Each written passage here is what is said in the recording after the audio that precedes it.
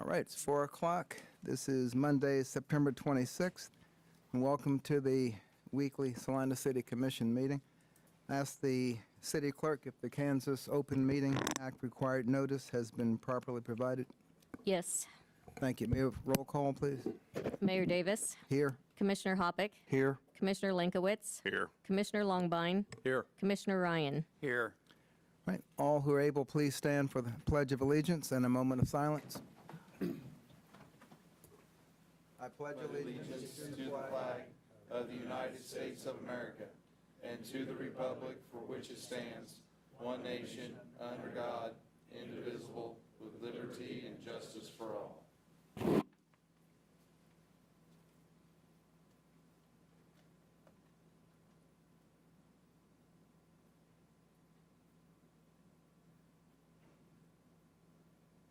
Thank you.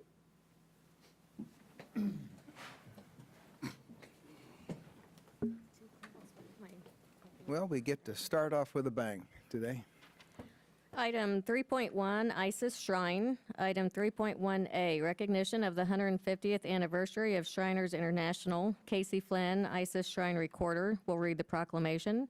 Item 3.1B, recognition of the 100th anniversary of Shriners Children's Hospital. Casey Flynn, ISIS Shrine Recorder, will read the proclamation. Mr. Flynn, thank you. Thank you, Mr. Mayor, Commissioners, for allowing us to come out today. It's a great and joyous day today. There's two proclamations, as you said, one for Shriners International, one for Shriners Children's. Shriners Children's actual birth date was September 16th, but today, September 26th, is the true 150th celebration of Shriners International. And with that said, whereas Shriners International Fraternity was founded 150 years ago in 1872, and whereas members of Shriners International provide fun and fellowship for men of good character across the globe, and whereas members of Shriners International are known for supporting their communities and making the world a better place, and whereas Shriners of Vision and Generosity created their official philanthropy, the Shriners Children's Health Care Center, in 1922, and whereas Shriners International Fraternity now supports Shriners Children's Health Care facilities across the United States, as well as in Canada and Mexico, and whereas Shriners International and Shriners Children's work together to provide excellent specialty medical care to children, regardless of the family's ability to pay or insurance status. And whereas it is fitting and appropriate to acknowledge the contributions of Shriners International and to commend the Shriners for the positive impact they make to their communities.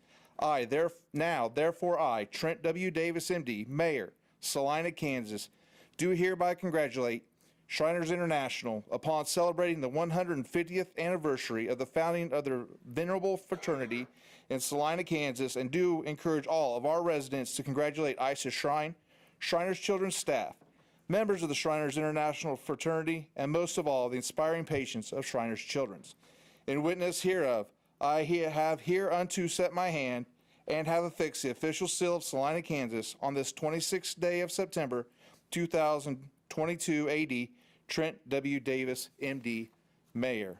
Thank you. And whereas members of the Shriners International Fraternity, with vision, generosity, and a desire to make a positive impact on the world, opened the first Shriners Children's Hospital 100 years ago, and whereas Shriners Children's offer care for orthopedic conditions, burn injuries, spinal cord injuries, craniofacial conditions, regardless of a family's ability to pay or insurance status. And whereas since 1922, from the single hospital that grown a unique and beloved healthcare system with locations across the United States, as well as in Mexico and Canada, and whereas Shriners Children's three-part mission has one goal: to change and improve lives by caring for patients, conducting research to gain knowledge and develop new treatments, and providing educational opportunities for physicians and their healthcare professionals. And whereas Shriners Children's has improved the lives of more than 1.5 million children since its founding 100 years ago.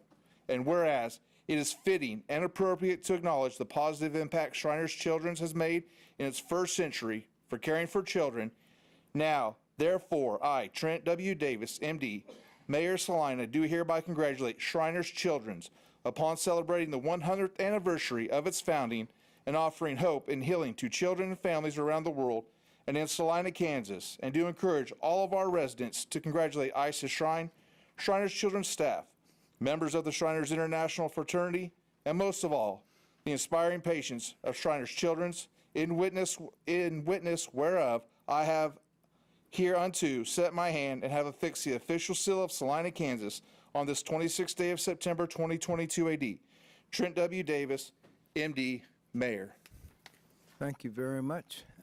I guess most of us here know about the annual football game that This year, actually, our Shrine Bowl was played in Pittsburgh, Kansas this year. It's where all 5 shrine temples from around the state of Kansas come together, have a pretty good football team, go West Side, and try and raise money for Shriners Children's. And we actually received a report from one of our board members that the Kansas Shrine Bowl will be presenting a check for $125,000 to Shriners Children's off the funds for the profits they made off of that game played this year, which is a tremendous thing because as of right now, it takes approximately $25 per second to keep our hospitals and facilities open and operating. So it takes all of us working together. To end our year and to go out on a big bang, December 17th, the ISIS Shrine will be hosting their annual Christmas party at the Hilton Garden Inn here in town. We invite you, Mr. Mayor, to come out on our behalf. Commissioners, please come join us also. I do have to charge you for that. That's fit, but we're only asking $50 a person to come in. That's for a social hour from 5 to 6. That includes 2 free drinks, and then it's a cash bar after that, Mr. Longvine. And then we will go into dinner. We're going to have some very special guests, including some of our own patients, some of our national patients out there to speak. And then our keynote speaker that night is going to be Dan Mears. Any Kansas City Chief fans? yes. He's the mascot for the Kansas City Chiefs. He's going to be our keynote speaker that evening. And then Les Lankhorst, right here from Salina, Kansas, is going to finish out the evening with a Christmas program for us and have a good time out there, celebrating the wonderful year, finalizing our 150 years as Shriners and our 100 years as Shriners Children's. Right. Is the circus coming back? We are bringing the circus back. We are February 10th, 11th, and 12th of next year at Tony's Pizza Event Center. We had a meeting this week and we're finalizing all that. I am sure everybody here is going to start hearing a whole lot about that on the radio and hopefully through their phones and everything else that I mail out to them. Again, come out and see us. We're keeping it affordable, $19 for adults, $10 for kids. That's pretty cheap to get in, spend 2 or 3 hours at the circus, make memories that you'll never forget, and of course, helping Shriners. Right. That's right. Anything else, Mr. Mayor? Well, are there any other events occurring anytime soon? We do have our sportsman event, annual sportsman event, where we sell tickets for $20 a piece. Is October 15th. We give away 50 guns, cash, camping gear, stuff like that. But we don't actually give out hard guns. What we do is give you a gift card to Cabela's for the price of that gun. And that way, if you don't like guns, you can go get you a canoe or a tent in case you're in the yard because you and your wife had a dispute or something like that, someplace to go and have a good time. But not everybody likes guns, and we understand that, so we try to make it, that to everybody. That $20 also gets you in the door. It's going to get you a barbecue, either pulled pork, we're having ribs, all the sides, a whole day of fun and activities out there, and get to have some fun and fellowship. Sounds like it should get you some new brethren in the ranks. We're hoping Well, because right. October 29th, we're having a ceremonial, and that's where we make Master Masons throughout the state of Kansas into Shriners. So we're hoping maybe that'll help bring some of them out and see what the great work we 1.5 million children. Shriners Children's has helped. That's an amazing number. Last year, ISIS Shrine alone sent 67 children to 72 different appointments in Dayton, Ohio, Galveston, Texas, St. Louis, Missouri, Chicago, Illinois, saving those families $27,000 in travel expenses. So all those moms and dads have to do is look at their kid and go, I'm here for you, baby. Because those guys wearing those funny red hats who are in the little cars in the parade are taking care of you and taking care of us. So true. And any group in town. Very good. Thank you. Thank you. And if you need an inspirational speaker, any group, and there's your man right there. Come on, I'll meet you down front and give. Shriners, come on up.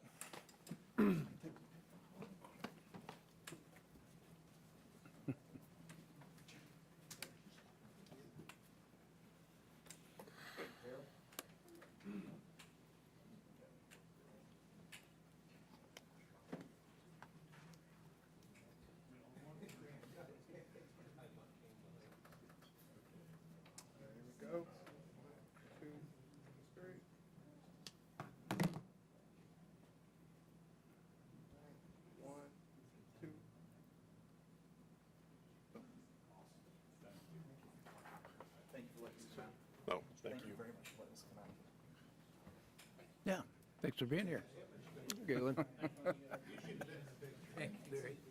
Glad you guys are here. You betcha. Good to see you. Thanks for allowing us.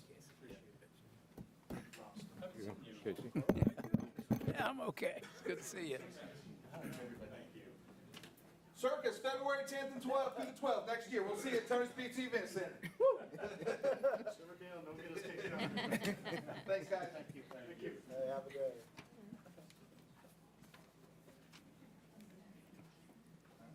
Well, the rest of the meeting may be a little boring after that. We will move on to public hearings. 4.1. Item 4.1, Salina, Saline County Solid Waste Management Plan. 4.1A, conduct a public hearing on the Salina, Saline County Solid Waste Management Plan. 4.1B, approve resolution number 22-8072, approving the solid waste management plan for Salina, Saline County as part of the required Kansas Department of Health and Environment 5-year review process. Mr. Koach, welcome. Mayor, Commissioners, City Manager, I am Jim Koach. I'm the Operations Manager for the Public Works Department here in Salina. We've got two related items for your consideration and action tonight. One is to hold a public hearing on the Salina, Saline County Solid Waste Management Plan to consider public comment on the 5-year revisions. And then item 2 is to consider Resolution 22-8072, approving the solid waste management plan for Salina, Saline County as part of the required Kansas Department of Health and Environment 5-year review process. A little background on these items. Back in 1970, the Kansas legislature adopted an act concerning solid waste management planning, requiring every county to have a solid waste management plan. In 1994, the city of Salina and Saline County entered into an interlocal agreement designating the city of Salina as the Solid Waste Management Planning Authority. In accordance with Kansas Department of Health and Environment regulations, designated authorities are required to conduct an annual review of their plan and hold a public hearing every 5 years to set future solid waste management goals for the county and the region and to consider any changes. So we hope to do both of those tonight. A signed resolution, a revised plan, an update worksheet, and a proof of public notice for the hearing are required to be submitted to KDHE by December 4th. On August 25th, the Saline County Solid Waste Management Planning Committee met and reviewed the 5-year update of the solid waste management plan, and the committee members voted unanimously to recommend approval. The plan itself is a 94-page document. There's been substantive changes in the last 5 years just in our solid waste system here in Salina and Saline County. We've revised the goals. Chapter 6, we updated the solid waste management plan recommendations, and we've got the 12 high priority items listed there for your consideration. There are no direct fiscal impacts associated with this plan. So we are proposing, number 1, to hold the public hearing, and then I'll go through the commission action after that's commenced. So. All right. It is a very detailed and complete report. Seems a lot more detailed than I remember the last one being, but it's got everything in there. Any questions, Mr. Koach? All right, open the public hearing at this point. Is there any public comment? Questions, concerns?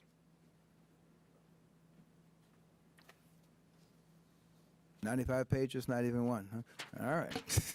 Okay. In that, anyone online is raising hand? Thank you. All right. I will go ahead and close the public hearing and ask commissioners if there's any action on 4.1B.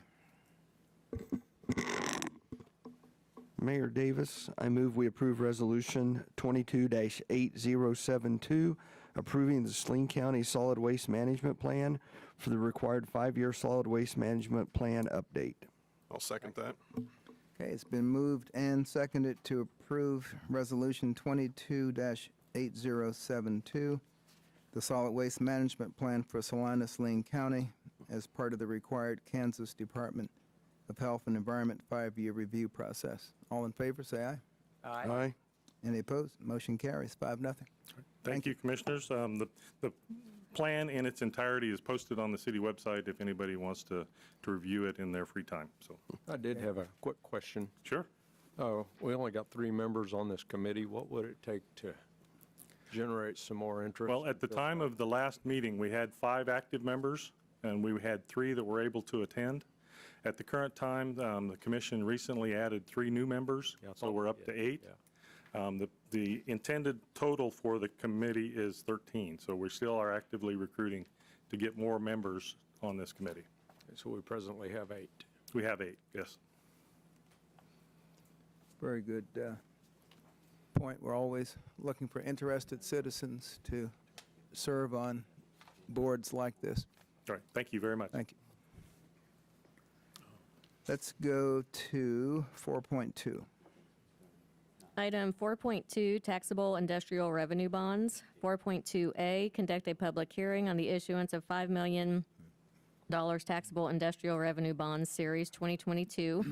4.2B, optional executive session for discussion of an attorney-client privileged project considerations. And item 4.2C, approve resolution number 22-8079, authorizing the issuance of $5 million taxable industrial revenue bonds, Series 2022. Okay. Mr. Robinson?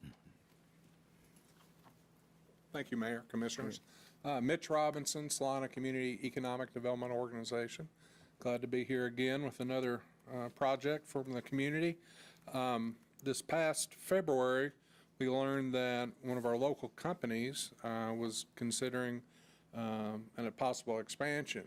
And in March, we met with Geoprobe and went through the process of discussing possible incentives, the needs of their project, which was going to be a 57,600 square foot addition to their Wall Street location, their current location, which would be expanding their painting and assembly operation. Part of that estimates were for $5 million in the building itself, an additional roughly $2 million in equipment that we use within the building. Hutton Construction will be their contractor. Later in this spring or summer, actually August, we met with the company. They were ready to move forward.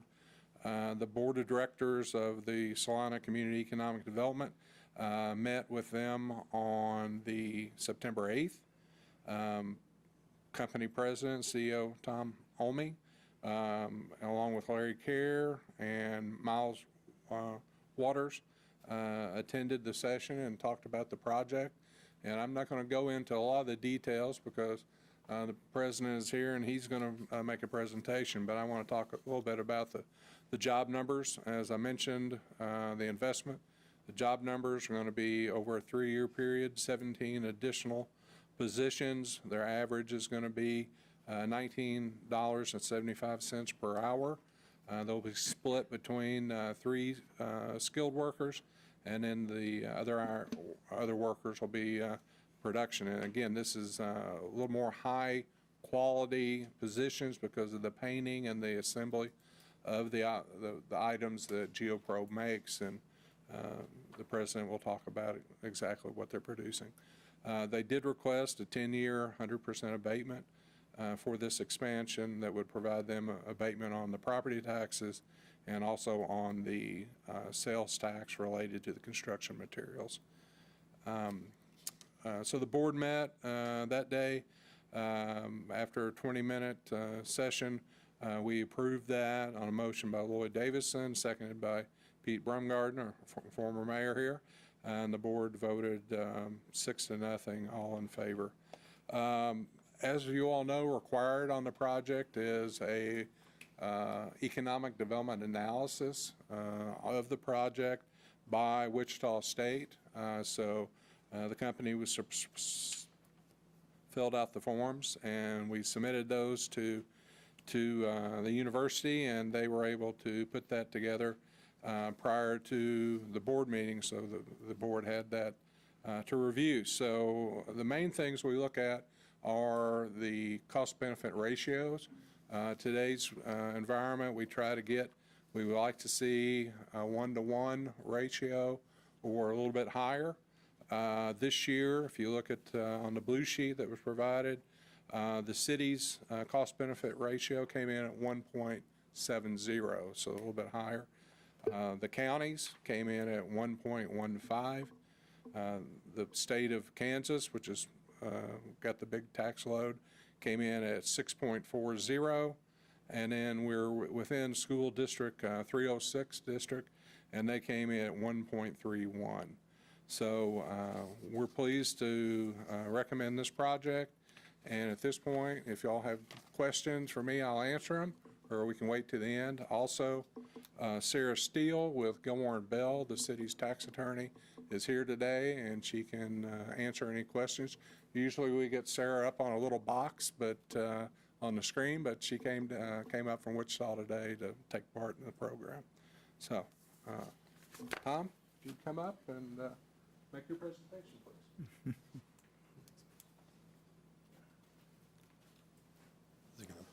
There we go.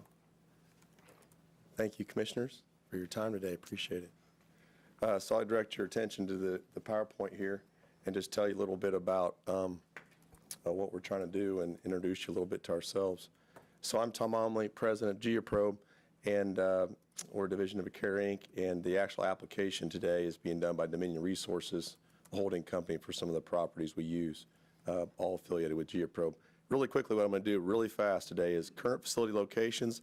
I'm going to assume those in the room don't know who we are or where we're located in town, so I'll try to give you a brief update on that. What we build, a little bit about our products, who we serve, our team and our unique high-quality, low-volume manufacturing system, our growth plan and our facilities expansion plan, and then our requests. I'll just try to do that in really fast tempo way so it's a value to you. So 601 North Broadway is where we started our location. That's up what used to be near Caterpillar Tractor, up that way around North Salina on Broadway, kind of across from the old boondocks. Might be a couple reference points you'd have if you've been in Salina for a long time. That's where we started. Next screen. Our business headquarters right now is 1835 and 1840 Wall Street. This is directly south of the airport, Salina Airport, and west of what used to be the bus company. So we're right there by the airport on the Airport Authority grounds. And then our third location in town is just east of Long MacArthur Ford, what used to be School Specialty Supply. So we have 3 locations in town that we split our employee base in those 3 locations fairly evenly. So those are the 3 locations for Geoprobe here in Salina. And other places around the country, we have a service center in Ocala, Florida, which is about an hour north of Orlando. And then another location, next screen, would be in Oxford, Pennsylvania, which is about an hour south of Philadelphia. So that's kind of gives you an idea. So 3 locations in Kansas and 2 locations currently outside this area. What we do, we engineer, build, test, and service specialty drilling equipment. So that's what we're known for, specialty drilling equipment. And their tools for environmental, geotechnical, water well, geothermal exploration, and construction industries. We're known as innovative machines and tools that make field work faster, easier, safer. That's why people call us. And then everything we do is manufactured here in Salina, so we're heavy into manufacturing. A few things we build, I'll be a series of pictures if we hit the tap button here on this. So this gives you kind of visual on some of the things we build. Environmental machines, just kind of keep tapping through these, please. Again, specialty things, this one's for environmental geotech, this would be for a geotech application. This would be geotech, roads and bridges, foundations, stuff like that. This would be for wind farms, pipelines, overhead power lines. This would be for a lot of geotech work. This picture is actually in Salt Lake City, where this was taken. This is a sonic machine specialty rig out in gold mine in Turkey, around the world. This would be a geothermal or water well rig that we use in residential work. And this would be a geothermal and cathodic protection rig. This was actually taken on the University of Colorado State University's campus for geothermal. And this is kind of what we're known for the most. We would build 60 to 70 of these rigs a year. These would be for environmental geotech, specialty rigs doing a lot of soil analysis for environmental geotech and other forms of shallow subsurface sampling. So here's who we serve. This is an important thing for everybody here to recognize. We sell direct to customers around the world, 75% in the U.S., 25% international. We support them directly from Salina, so our staff in Salina sells directly to them, and we do not have a distribution network. We sell direct. That's kind of a unique distinction for our product. Kansas customers account for about 4% of the total sales we have. So 4%. Probably Salina customers, maybe 1 or less. I mean, it's really small here. So we sell abroad and then bring people to town here. That's a big thing. So this gives you kind of a brief glimpse of where our people are located, we serve. So a lot of our work is outside the state and bringing people to Salina. We're excited about that. So, yeah, so we're bringing customers to Salina all the time. I mean, nearly every week we have people coming. We expect this year we'll be over 200 visitors to Salina. And before COVID, we would even have more than that. As you guys can imagine, we had a number of people that slowed that down. But we have a lot of people that come to Salina to see our products, real specialty stuff. So our people, high quality, low volume working teams, that's unique. So for this to all work together, we're making a lot of low volume things. We have to develop teams of people here in town to do this. And we just throw up here a few different types of teams we have. And I'll tell you why we have to develop these teams. Again, it's a unique product. One of the teams that just pops up on the screen is the wiring harness team. So you imagine we make a number of machines. Some machines we make 5 a year of, some we make maybe 25 a year of, a few 60 a year of, so very low volume. If we want wiring harnesses done for our machines, we go to a wiring harness company, they laugh at us because we order 10 or 15 at a time. They think we wouldn't build them unless we built 100 at a time. Or if they were give us a price, can you imagine what the price would be? So we've had to develop a wiring harness team, and so we specialize in our own wiring harnesses. And that's a viable impact to our company and how we support customers. And so we create these teams of people. The wiring harness team is located in the old school specialty supply building, roughly 6 to 8 people every day that work there. And but then we have teams that we create for all these other things we're doing in the company to manufacture. So we really have created a kind of a niche, unique business model for how we build equipment, heavily done here in Salina, Kansas. So here's a picture of our team. Currently, we're roughly 200 people in our team, and I've been on really a growth mode recently, and we're excited about that. So that's a little bit about our history. What do we see coming ahead? And really, it's continued growth is what we're gearing for. We see an opportunity here. This is a terrible slide. I apologize in advance for it, but I want to try to make a couple quick points. This is our production planning schedule board we use in our planning committee side internally in the company. All you can see here today on the left-hand side is the column 1. We basically build 20 diverse rig models, okay? That's what you're going to get out of that is 20 different rig models, and we plan them out years in advance. The far right column is we're already planning, actually there's more columns you can't see, but we're already planning past February of 2024, especially with this situation with getting supplies to us. We have to plan well in advance. Of those new rig models, we have 5 that are really new.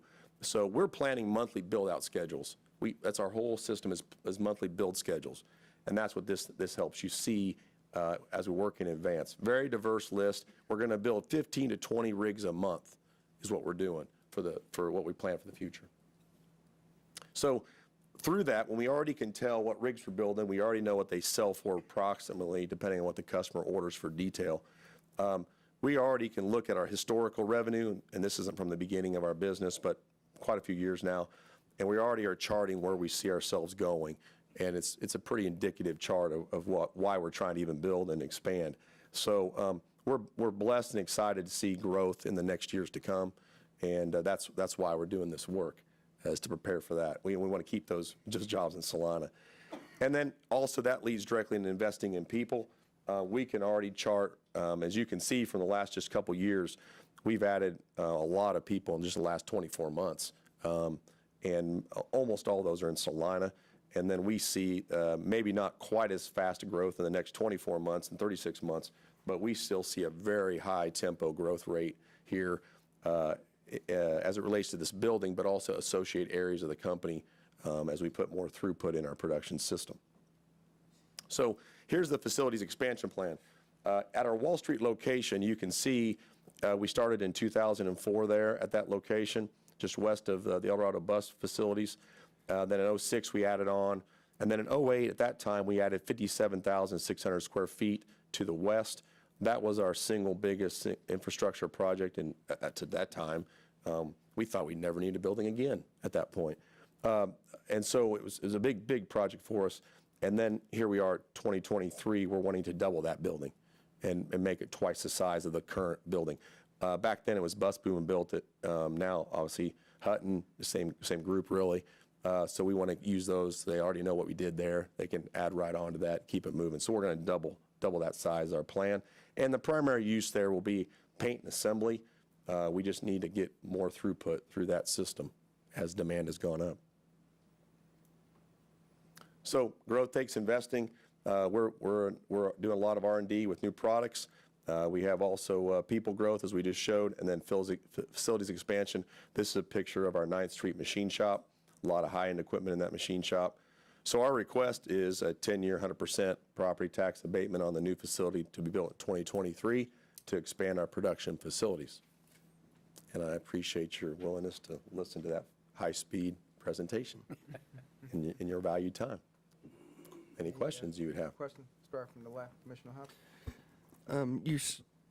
Make sure I'm on there. You stated you'd have 17 new employees over the next 3 years, and it stated that you anticipate having 40. What time period would those 40 employees be over?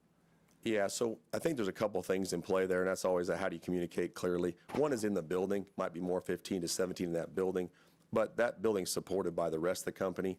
And so I think we're going to see 10 to 20 each year for these next 3 to 5 years, depending on demand and orders, et cetera. But it's going to, I think we've taken on 50 in the last year and a half. So won't be quite that heated, but we expect to be a pretty good clip. And just because a lot of us don't know what you do because we don't buy your product, Yep. What type of training do your employees have? And then have you had any hiring challenges with new employees like the rest of the country? Yeah. So we're really heavy in hydraulics, electronics, stuff like that. So we look for real mechanically inclined people, and we absolutely have on-job training, and then we send people to training classes to be experts. As far as hiring, we're always looking for good people, right? And we've always been challenged by that. But we've been blessed in the Midwest. We have a lot of good people here. The pressure's on recently by a lot of companies coming to this area wanting some talent, so we have to keep working at that. And we do a lot of, we think, creative things to try to draw those people to ourselves. And we've been successful so far, fairly low turnover, so thankful for it. Good. Thank you. Commissioner Wambach. Questions? Ryan? Yeah, you said the average was 1975. So what would be these entry-level jobs? You know, we try to get, well, it depends what person comes to us, right? But we typically will have somebody doing some basic assembly of something. We have pretty complex assemblies and we have basic assemblies. So we try to start them out in a basic assembly just to see what they're really good at, what their talents are. And then from there, move them around the company to kind of, as they grow, their technical skills grow with them. And sometimes there'll be some more labor-intensive things we'll start at too, maybe preparing something for paint, cleaning, prepping, stuff like that. But then we try to move those people along fairly quick as their skills develop. And their full benefit package with that? Absolutely. Yeah, we do full health care, 401k. Yeah, we have a very robust benefits package. Without putting all of your business on the street, the living wage in Saline County is $15.78 if you don't have any kids.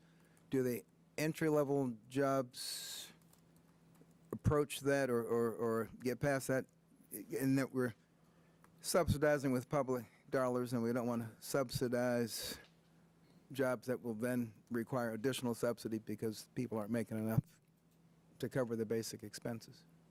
Yeah, so we look forward to getting people in and helping them grow in knowledge, capability, and market value. So we're looking, we just hope to keep growing people.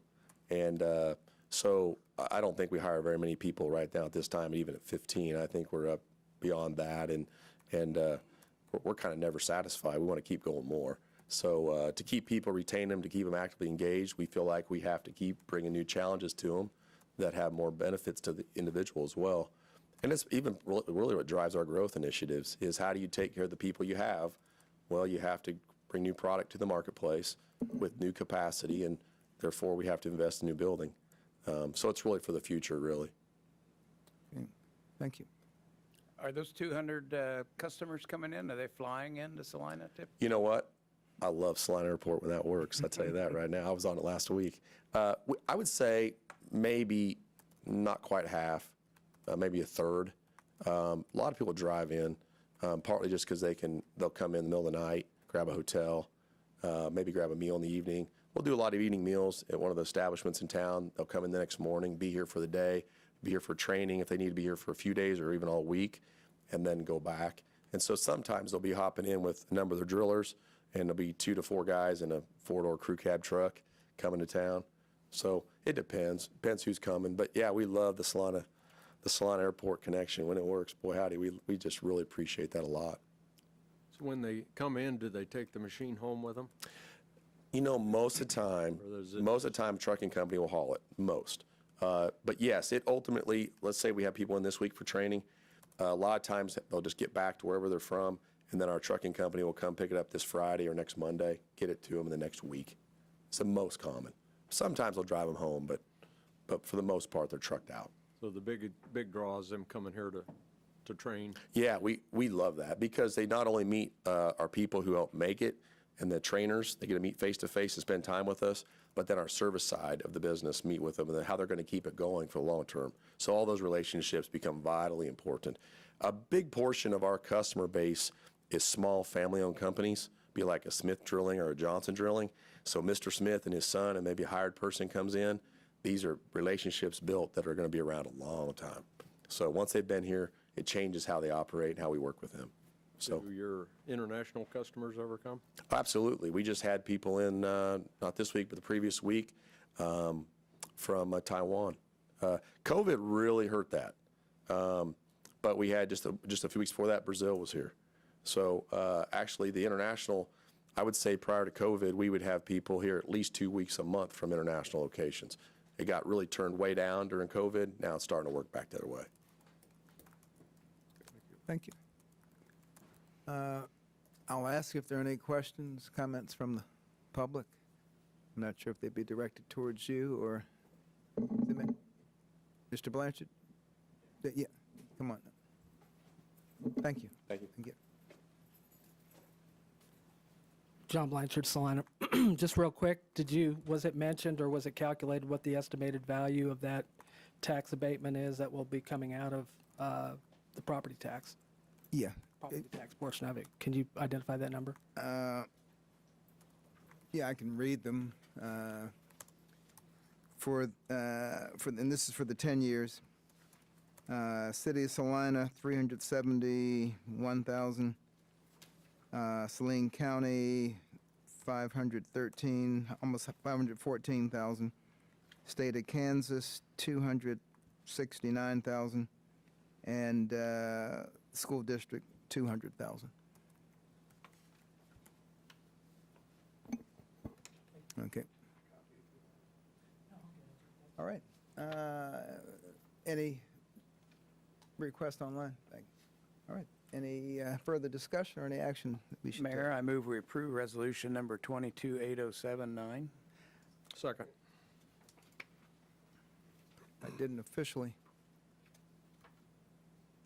say the magic words, open the public hearing and close it, but since we, I guess I didn't catch that either way, but if you want to acknowledge that you've opened the public hearing, taken public comment, okay, closing well, I the will ask one more time, is there anyone else who would like to speak during this public hearing? Please come forward. Is this about this? Only about this one topic, yeah, okay, thank you. All right, now officially close the public hearing and ask if there's action to be taken. Mayor, I move we approve, I lost it here. Number, The number, sorry about that. oh, I'll do it. Resolution number 228079. Okay, it's been moved and seconded to approve Resolution 22-8079, authorizing the issuance of $5 million taxable industrial revenue bond series 2022 Geoprobe Dominion project. And All in I do favor? need to offer one clarification. I'm not sure that Mr. Robinson mentioned it, but the total project is $7 million, and $5 million is the building, $2 million of equipment. So the resolution 228079 actually provides for $7 million all told between the two.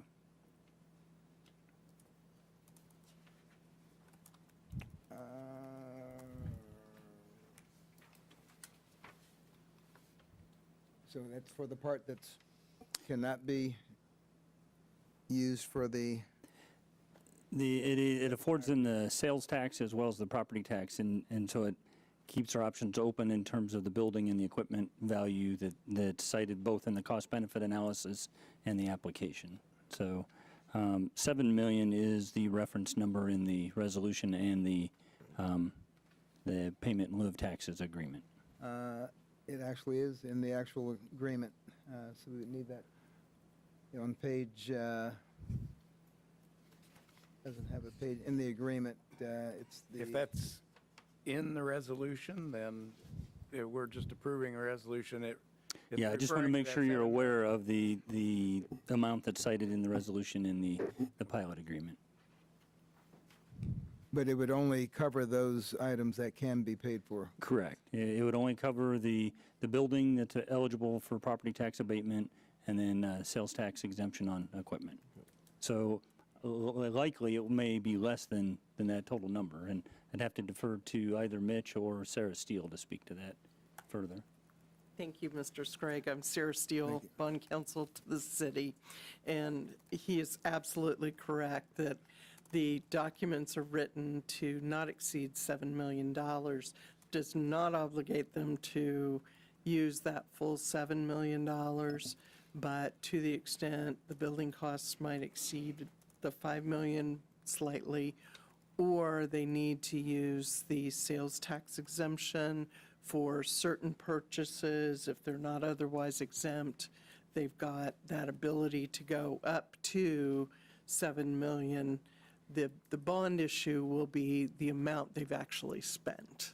So it will probably be closer to $5 million, but this gives them the flexibility. And as you recall, we always come back to the city with a final ordinance with the actual number that was spent. And so that's where the difference between the blue sheet and the resolution occurred. And the cost-benefit analysis is calculated on the $7 million 7 million? amount. Okay. And I know we reiterate this every time, but this is not in any way an obligation of the city. It's totally a responsibility of the company, and the city will not make any payments nor be liable for any portion of this. All right, and so on the bottom of the second page of the blue sheet, the Wichita State studies, it's referenced for an estimated $5 million. Is that number there just incorrect? Yeah, I think that's just an incorrect citation. If you go to the actual Wichita State cost-benefit analysis, it identifies $5 million for buildings and $2 million for machinery and equipment. Of which all of the machine and equipment would not be. Yeah, by way of the state of Kansas, it's not subject to property tax. Property tax. Anyway. If it's manufacturing equipment, it will not be subject to sales tax. No equipment is subject to property tax. If there's some additional personal property, such as desks, computers, things like that, that may not be tied directly to manufacturing, they could avail themselves of using the sales tax exemption, in which case it would have to be included within the bond issue amount. Okay. Before you leave, everybody understand all this? Okay, all right. Okay, thank you. Thank you. All right. Let's just start all over again and with the motion. Mayor, I move we approve resolution number 228079. Second. Easy way to do it.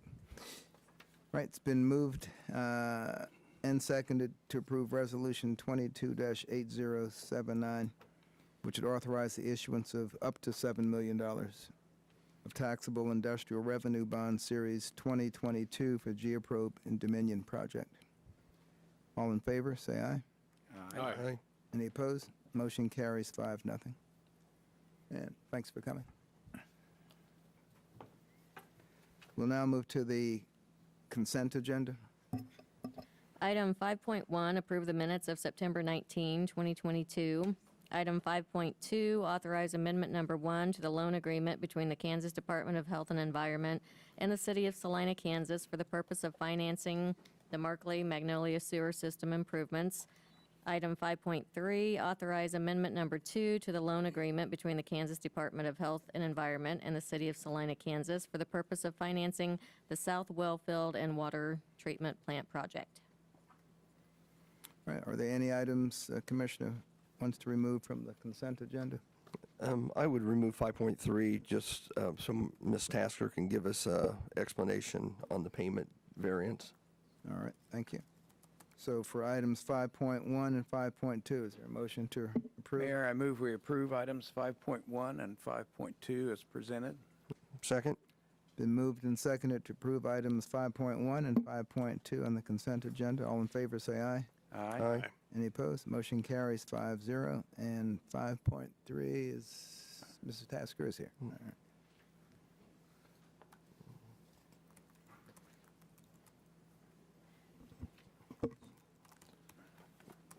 Mike did give me an explanation, but I thought it'd be good to explain to everyone. If you notice, it states that 32 million was the amount that was being financed, and I had asked City Manager Scragg why the payment amount was reduced from $1.5 million to $993, and because we were still borrowing 32, and that's what the initial estimate was on. So, and I know rates haven't gone down. No, they haven't. Martha Tasker, Director of Utilities, and the situation we have is that we paid interest-only payments along the course of the project prior to the full principal being utilized. And typically, you start your loan payments about 1 year after your first draw. If you remember on the Salina Water Treatment Plant, it was a long project due to several things from material delivery to such. So we were paying our loan upfront, interest upfront, as opposed to carrying the interest and then paying interest on interest. So that helped reduce our overall loan payment ultimately. Because we paid those two, so we weren't actually paying the interest in arrears. Right, Okay. so we paid interest upfront, so we didn't have to pay interest on interest is my okay. best way of describing it. And then that gave us some additional dollars or credit in the long term of the loan, which I think it's about $11,000 a year is what that makes up for the 18 years that are remaining. Okay. Does that answer your I was just question? trying to figure out why that payment had gone down, even though we were still borrowing the full 32 million, so. I didn't think of that when I put it together. I was so excited it was less. Well, I was didn't have too, to but I explain just- more. So, So, okay, thank you. you're welcome. All right. Any action to be taken here? With that, Mayor Davis, I move we approve consent agenda item 5.3. I'll second that. Okay, it's been moved and seconded to approve consent agenda item 5.3. All in favor, say aye. Aye. Aye. Any opposed? Motion carries 5-0. We'll now move to administration 6.1. Item 6.1, approve ordinance number 22-11130 on second reading, levying Salina Business Improvement District Number 1 service fees for 2023. All right, this ordinance was passed on first reading 1 week ago. We've had no comments and there have been no changes in the document. Any questions or comments from the commission? Any public comment on this? All right, back to the commission for action. Mayor, I move we approve ordinance number 22-11130 on second reading. Second. Okay, it's been moved and seconded to approve ordinance 22-11130 on second reading. Vote by roll call. Commissioner Hoppick, Aye. Commissioner Linkowitz, Aye. Commissioner Longbine, Aye. Commissioner Ryan, Aye. Mayor Davis. Aye, that passes 5-0. And we'll move to 6.2. Item 6.2, approve ordinance number 22-11131 on second reading, authorizing the issuance of $270 million taxable industrial revenue bonds, Series 2022, for the SFC Global Supply Chain Project. All right, this was passed on first reading 1 week ago as well. We've received no written comments. And are there any changes in the document? No, there are not. As Ms. Steele mentioned earlier, this is not a debt liability of the city. It's an issuance for the purpose of property tax exemption and sales tax exemption for SFC Global. All right. Takes a lot more time to say 270 million than it does to say 5. All right, any public comment on this? Any questions? All right, any action to be taken? Mayor, I move we approve ordinance number 22-11131 on second reading. I'll second that. Okay, it's been moved and seconded to approve ordinance number 22-11131. All in favor, say aye. I'm sorry. Aye. Second Roll reading. call. Yep. Excuse me. Commissioner Hoppick, Aye. Commissioner Linkowitz, Aye. Commissioner Longbine, Aye. Commissioner Ryan, Aye. Mayor Davis. Aye. Passes 5-0. Made it 9 months without making that mistake. All right. We will now move to development business 7.1. Item 7.1, approve ordinance number 22-11134 on first reading, changing the zoning classification of a 52.9 acre tract of land in the River Run Addition from A1 to PDD-R. Mr. Andrew. Thank you, Mayor and Commissioners. This is a fairly complex piece of property with a complex history, so I'll do the best I can to explain its history. But the original history of River Run dates back to 2003, and at that time, the Salina City Planning Commission considered an initial application that involved rezoning a 94-acre tract of land located at the south end of Marymount Road, west of what was then the Elks Club. And the purpose of that was to develop a residential housing area that would ultimately consist of 83 building lots for single-family homes and one larger lot set aside as a block for townhomes. At that time, the applicant also requested annexation of 94 acres into the city. This is property that was historically owned by the Veneer family and known historically as Meadow Muffin Farms. And the Planning Commission recommended approval both of the rezoning request and a preliminary development plan for the full 94 acres, including the waivers and exceptions that were requested, one of which was an exception to the maximum length of a cul-de-sac street. There were different types of lots and housing price points that were established. There were estates lots, manor lots, and villa lots. The estates lots have been the most successful in terms of purchasing and construction, less so the villa lots, and in the townhome area, only one townhome building out of the original proposed 10 was built. That recommendation was conditioned on a final plat coming back, and that final plat was submitted for Phase 1 only. And that Phase 1 is approximately 41 acres with 47 lots. Because it was a planned development district, there were multiple recommended conditions imposed by the Planning Commission. We've highlighted for you how those conditions were complied with. There were a number of no protest covenants for future benefit districts that were set for 15 years, and that 15-year period has expired on those. that recommendation ended up ultimately resulting in an ordinance rezoning the Phase 1 area, 47 building lots plus the townhome area, and the south area was zoned A1 upon annexation.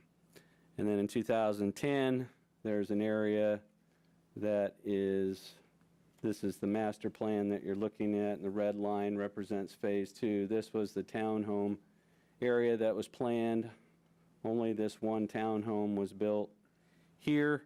And in 2010, the developer came forward with an amended plan for the townhome area and proposed converting it into 14 single-family home sites.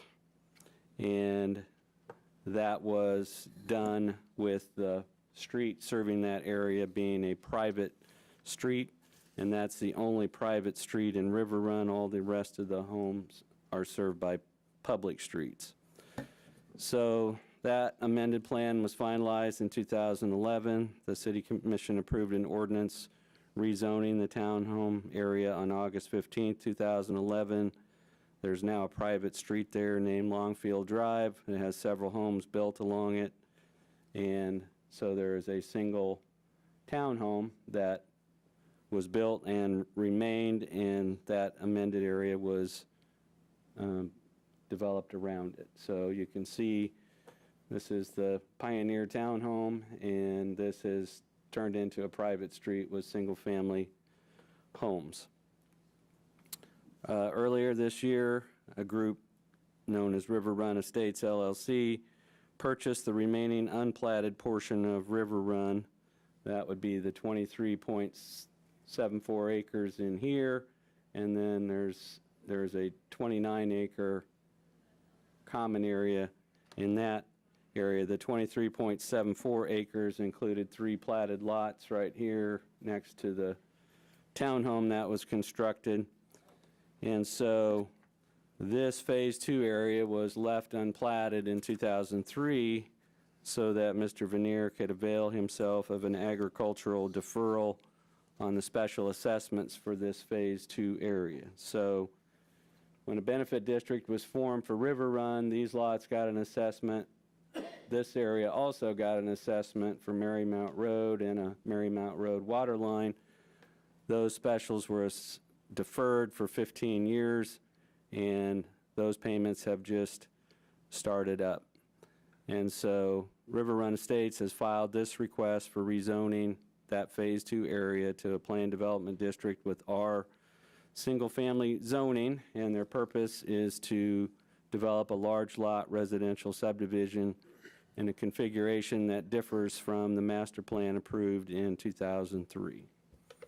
And so this was the original plan. This was the Phase 2 area that had 36 total lots in it. The new plan for that area has the street shortened, and it contains only 11 lots.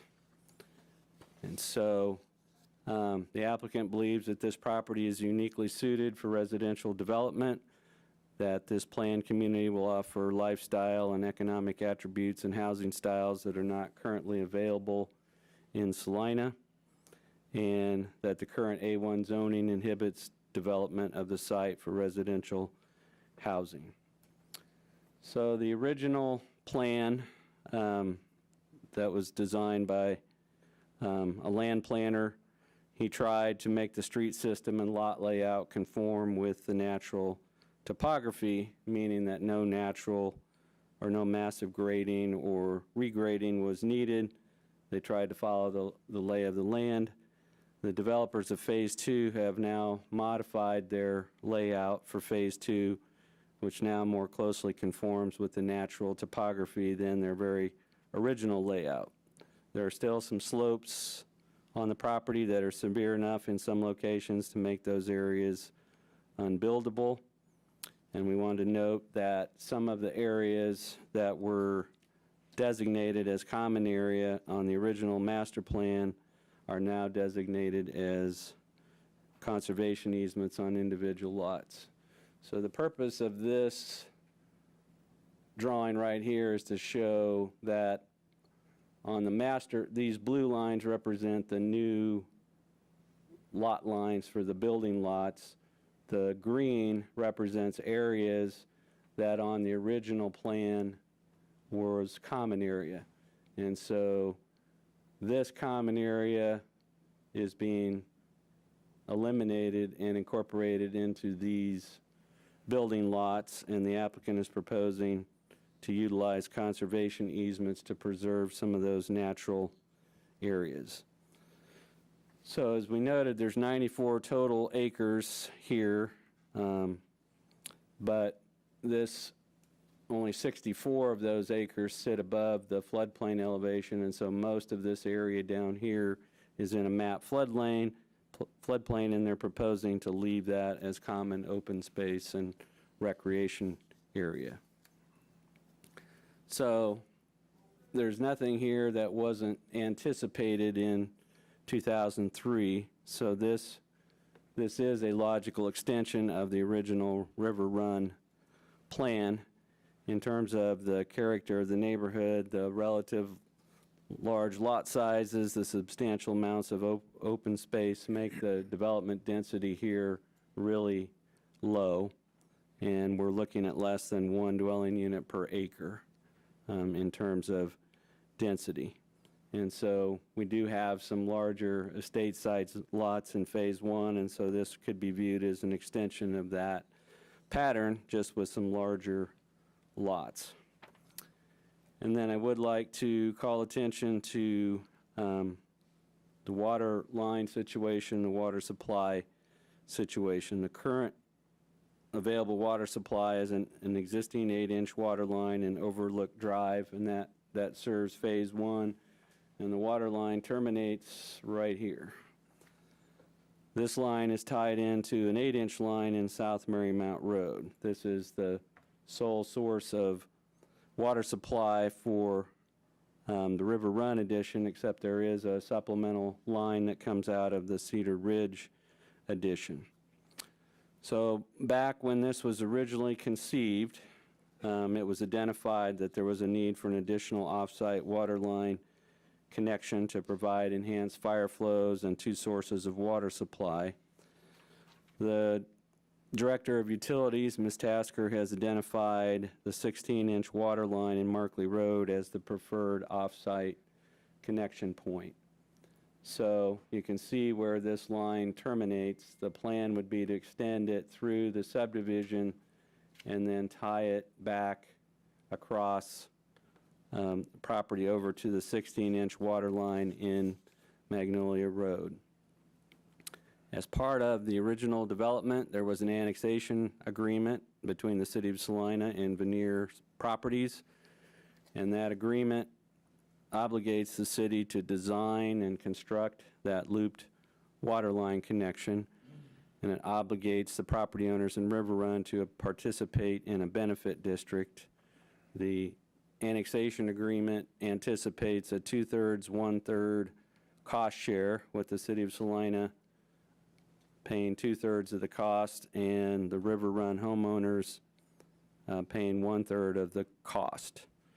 It is the City of Salina's responsibility to identify and choose the preferred route of the water line and to acquire the necessary easements. And so we do have fire flows, but in looking at the anticipated home sizes in this area and the existing fire flows in phase 1, it's been determined that no vertical construction can occur in this phase 2 area until that looped connection is in place. So the idea is that there would be a line that would come to here and then at some point tying back across to the water line that exists in Markley Road, something along those lines.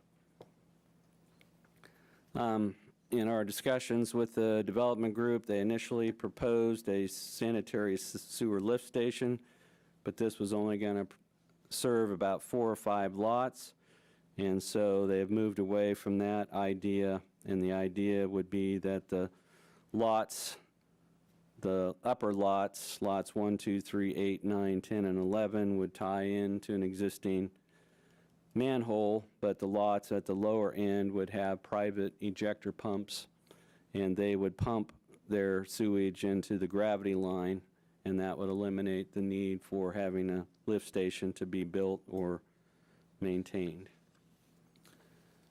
So Marymount Road was improved to city street standards as part of the development of River Run. We have River Run Parkway and Overlook Drive that provide access to this area.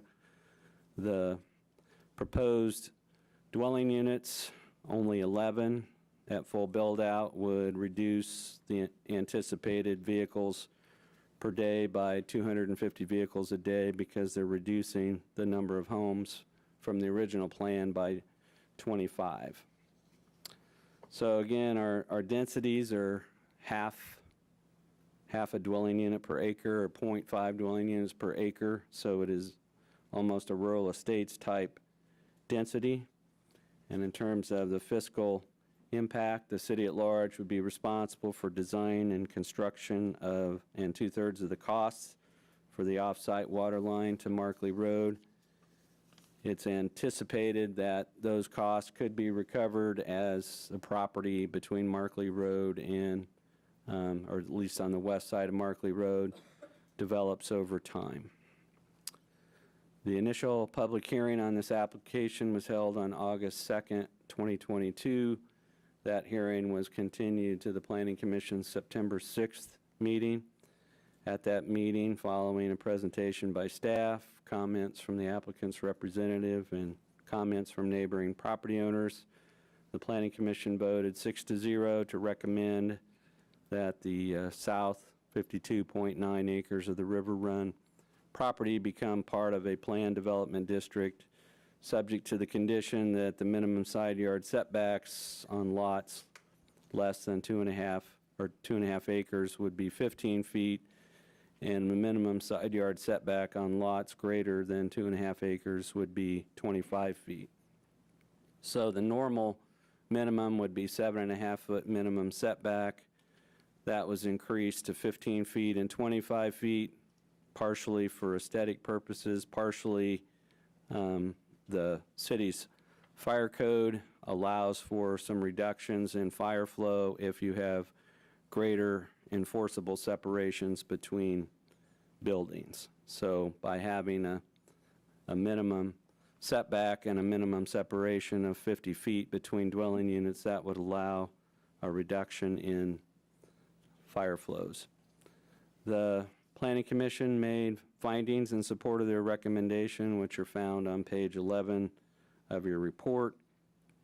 And as we noted, the new developer is proposing to convert property shown as common area on the original plan to conservation easement area, which means that these wooded ravines would be off limits to development through the conservation easement, but instead of being owned and managed and controlled by the homeowners association, the conservation easements would be owned and controlled by individual lot owners. So this is a preliminary first reading of an ordinance rezoning the property. If this were to have a favorable action tonight, the applicants would have to come back and prepare a final plat where some of these things and language and terms would be pinned down, and that final plat would come back to you for consideration along with second reading of the ordinance. So there is an ordinance attached for your consideration that would rezone this property on first reading from agricultural to planned development district. That would require 3 affirmative votes. You could refer this back to the Planning Commission for reconsideration, stating your reasons for disagreeing with their recommendation. You could postpone consideration of this application to a future meeting date to allow either staff or the applicant to provide you with additional information. Or you could overturn the recommendation of the Planning Commission and decide that the zoning classification should remain in place and make a motion that the ordinance not be approved. This would require 4 affirmative votes this evening. If you chose that option, then use of the property would continue to be limited to those uses allowed in the A1 district, and this would not allow for development of the Phase 2 area as any type of subdivision. If you do approve the ordinance on first reading, second reading would not come back to you until there's an approved final plat. So we provided a lot of drawings, and there were a lot of exhibits attached. There's been discussion with staff and with the Planning Commission about different aspects of this that are reflected in the minutes, and I would stand for any technical questions that you have about the property or about the zoning request. Okay. Commissioner Longbine? Secondary emergency access. Mm-hmm. There's nothing in here on that, is there? It's because it already exists. It does exist? Yes. Their original plan was to move it, and we thought that created some more complications, so it's going to remain where it is. But if Mr. Wood could put up the aerial photo, I can show where that is. But it was built as part of Phase 1.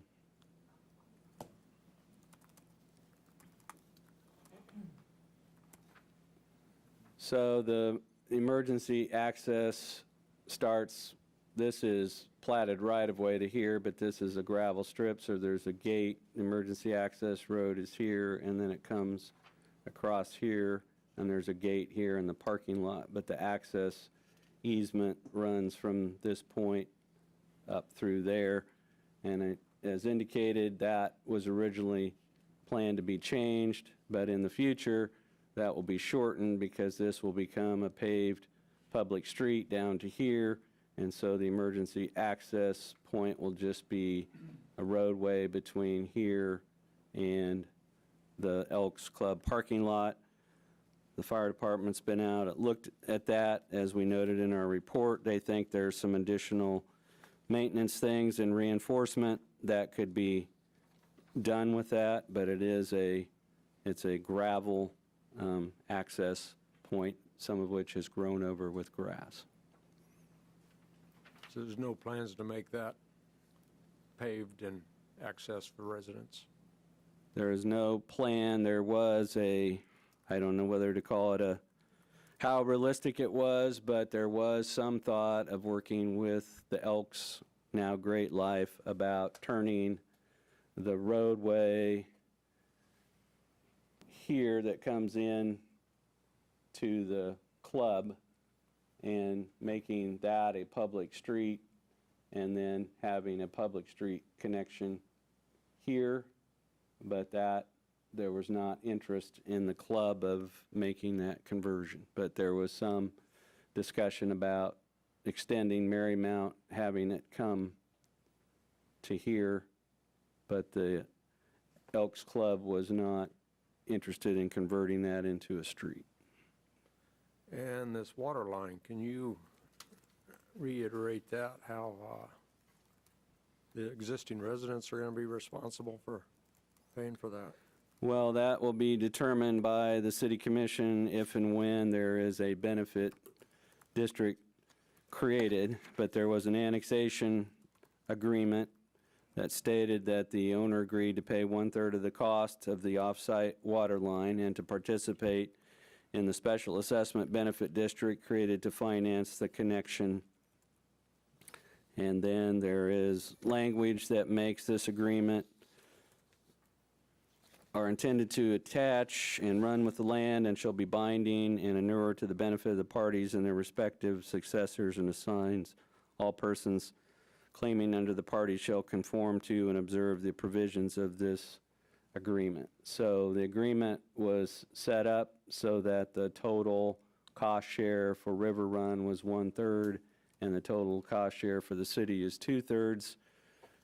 Who in River Run gets assessed would require the formation of a benefit district, and that will be the subject of a separate commission discussion and action. But as I interpret it and have explained the agreement, my interpretation is that it applies to all 94 acres, which means every person that owns a lot in River Run or River Run Phase 2 would be subject to that one-third cost. Thank you.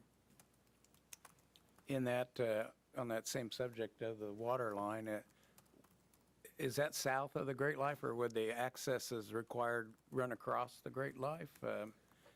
Well, I can't tell if Ms. Tasker's still here, but we've had several meetings and discussions, and Mr. Pestinger came to the Planning Commission and expressed interest in being able to connect to or be served by that line. So we think that Great Life might be amenable to having an easement that would come across here and then run across the southern portion of the course and then come down in some fashion through here and tie in. But the city, it's our responsibility to discuss and obtain easements for that water line, but the thought was that because Mr. Pestinger was interested in improving the water supply situation at Great Life, that they might be amenable to granting an easement. I would add, as we lay that out, we're going to need to take into account the undeveloped property and the benefit, place it in a way that provides the appropriate amount of benefit and brings the appropriate properties into the benefit district. So there may be interest on the part of Great Life, but we would have to assess, we'd have to look at the appropriate allocation of those assessments to the properties and confirm that strategically it's in the city's best. And that will include properties along Markley that are south of, I guess I'll say, the Berkeley complex there. I guess there are some condos, there's some open, undeveloped ground as you go down the hill on Markley, as I'm making sense. Would all of that fall into that benefit district as well? It depends on the alignment of the water line and then the adjoining properties that can benefit from it. So as we lay out that alignment, we'll need to be very deliberate in how we set that up. Because as we indicated, the hope would be that some of that two-thirds city share would be recouped by people who develop property in this area here. And so we don't want to put the water line in a remote, inaccessible location where it couldn't be used to benefit other properties. Commissioner Lankiewicz? Okay. 3 questions. Actually, Commissioner Lombard did address one of them. I noticed in it the turning radius was on the cul-de-sacs was reduced. Are these still such that they allow fire trucks to get in and out? Well, I don't know anything about turning radiuses being reduced. I thought it was. There was discussion about that in phase 1, and we actually took the fire department quint out and tested all the turnarounds to make sure that they could accommodate the quint. All the existing turnarounds that are in phase 1 accommodate that, and there's nothing about this proposed turnaround that has a reduced radius. Okay, I may have misinterpreted the, okay, maybe it's the cul-de-sac radius and the driving surface, okay, maintains 40 feet. And, all right, so it's the street curve radius that was reduced, so the fire trucks would still be able to navigate this and get out. Yes,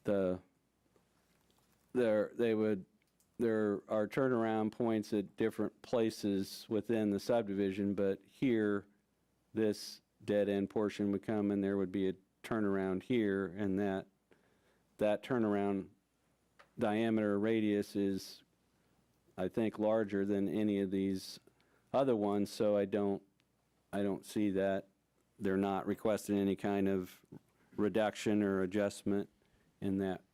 So that would be large enough to accommodate a fire truck or a trash truck or anything else turning around and getting back out.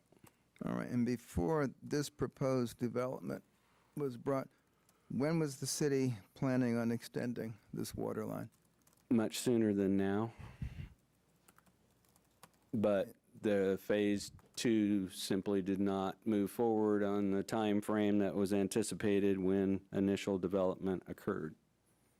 Right, so the estimated cost right now for us for 11 lots would be, assuming, I know there'll probably be future development, but Well, I will, and this is very rough Director of Utilities math. The numbers we calculated in our staff review meeting was there's about 3,125 feet of water line that would have an estimated cost of $100 per lineal foot. So the water line that would be off-site from the south end of River Run over to Markley Road would be roughly $312,000. Recognizing that materials costs and pricing continues to go up for those things, but that was the rough item that we calculated when staff looked at this and looked at how many lineal feet of line we were needing to look at. The other thing that changed is that there was a different Director of Utilities in 2003, and they thought the preferred connection was down to Magnolia Road, and Ms. Tasker thinks there would be greater benefit by tying this over to Markley Road. So that's another item that has changed since 2003. so the immediate cost to the city would be $200,000 for, but you said 2/3, 1/3, right? Yeah, I mean, we would upfront the cost of the line, and then 1/3 of that would be recovered through special assessments on River Run, and the other 2/3 would hopefully be recouped at some time through other benefiting parties that might connect to that. Okay. I guess I do have one question. We talked about that water line being assessed for all of River Run, including Phase 1. Is that then assessed per lot, or is it per square footage of each lot, or how is that assessed? That would be determined by the petitioner for that, which could be River Run Estates LLC. They could express a preference for that, but ultimately it's up to the city commission how it is assessed. Equal per lot, by square footage, by acreage, whatever means it is selected. Thank you. So that segues into my question, which is, this is an all or nothing deal, or can we grandfather in existing residents of Phase 1? And maybe, obviously, there's still some empty lots in that Phase 1 portion, maybe assess them, and then new lots in Phase 2, but the folks that have been there for, a decade or close to 2 decades, it has a distasteful, I don't know, I don't like the idea of buying a lot, building a house, being there for 20 years, and then part of the selling point of those lots is they're not special assessments attached to them, and then here comes this benefit district. Well, there were special assessments attached to Phase 1. I wasn't aware of that. I've priced lots in that. I guess they've expired then.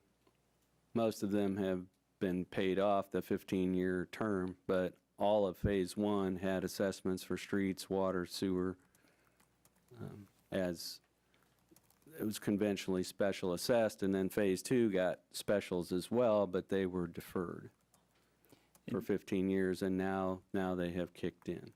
It seems like they're getting a double whammy, though, to me, the existing residents. But am I just not seeing this clearly, or? Well, my argument that I would make is that the residents in Phase 1 benefit equally because they would get enhanced fire flows and they would have a second source of water supply. Okay. The judgment of who benefits is ultimately the city commission's, not mine. It was anticipated when this was originally set up that everyone in River Run would participate in that second off-site water line because they would benefit for the same reasons that Phase 2 does, enhanced fire flows and a second source of supply. But the ultimate decision of who benefits, who should be included, all of that will have to be sorted out And it's been our understanding that the River Run Estates Group wants to utilize special assessment financing for their infrastructure. So if this is approved on a preliminary basis this evening, then they will be coming back to you with a request possibly for special assessment financing, and all of those things would be worked out at that time.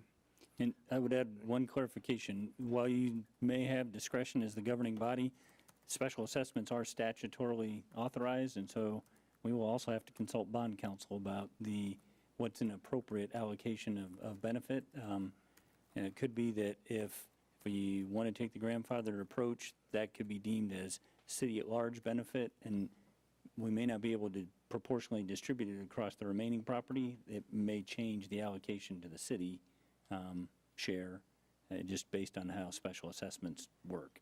So we would need to start with the developer, see what their intentions are, and the structure of the special assessment district. Then we can consult bond counsel about options. You've mentioned enhanced fire flow. Is the fire flow deficient now, or are there any practical problems residents are having with water flow there? It is, the fire flows are adequate for phase one, but as water moves and as you have more homes tie into them, and as that you get to the end of the line, you have friction loss and use loss. So the flow at the end of that dead-end line and Overlook Drive is lower than the flows at the entrance to the subdivision. And so if you simply tied into this line and brought it down and tried to serve all these home sites, given the size of these homes that we're anticipating are going to be over 3,600 square feet, homes of that size have a higher fire flow requirement than conventional sized homes. So that's part of it. Part of it is just the longer a line runs, you have use loss and friction loss, so you simply can't extend this line down here for these 11 homes and have adequate fire flow for homes that are going to exceed 3,600 square feet. Commissioner Lombard? Yeah, no sidewalks required. Isn't there sidewalks up there now? There are sidewalks required on one side, not both sides. So in looking at the preliminary plat, the Planning Commission continued the same development standard for the right-of-way that was proposed in phase one, which was 50 feet of right-of-way, 29 feet of pavement, and sidewalks on one side. And part of the reason for the sidewalks on one side is that one thing that's unique about this neighborhood is the terrain, and because of the terrain, no utility wants to be in the backyard. And so in many conventional subdivisions, you'll have some of the utilities will be in the rear area, electric and cable and phone.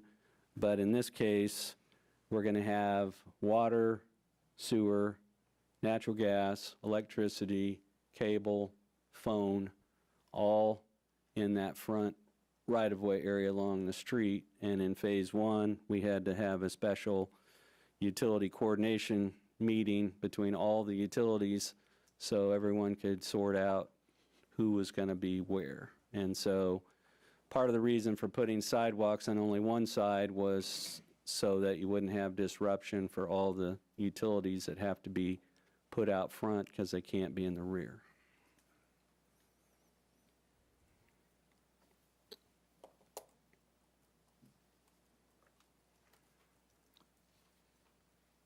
At what point in this whole process is the city obligated to extend the water line? With what we're doing today or future action? Well, in looking at it from a staff standpoint, we discussed that we had to have someone who was serious and had submitted applications for approval of developing phase two. Now that we have that, Ms. Tasker is working forward towards making arrangements to get it designed. We'll have some staff meetings to talk about routing and all those things, but it is now a project on Ms. Dasker's radar, where before it was not, because we didn't have anyone serious about doing Phase 2. So you're saying we're already obligated? Well, the annexation agreement obligates us. There just simply wasn't any reason to go out and put that water line in when there wasn't anybody serious about developing Phase 2. Now that we have someone that has submitted actual development proposals, that has prompted city staff to start working towards the design and the alignment and working that into our work schedule. Now, will we do this for one house? If this was all on one piece of property? It would be development, but Well, it would not be very, I guess, cost-effective, but if you had one house and it was a 4,000 square foot house, they would need this second source of water to have adequate fire flow, or we wouldn't issue a permit for the house.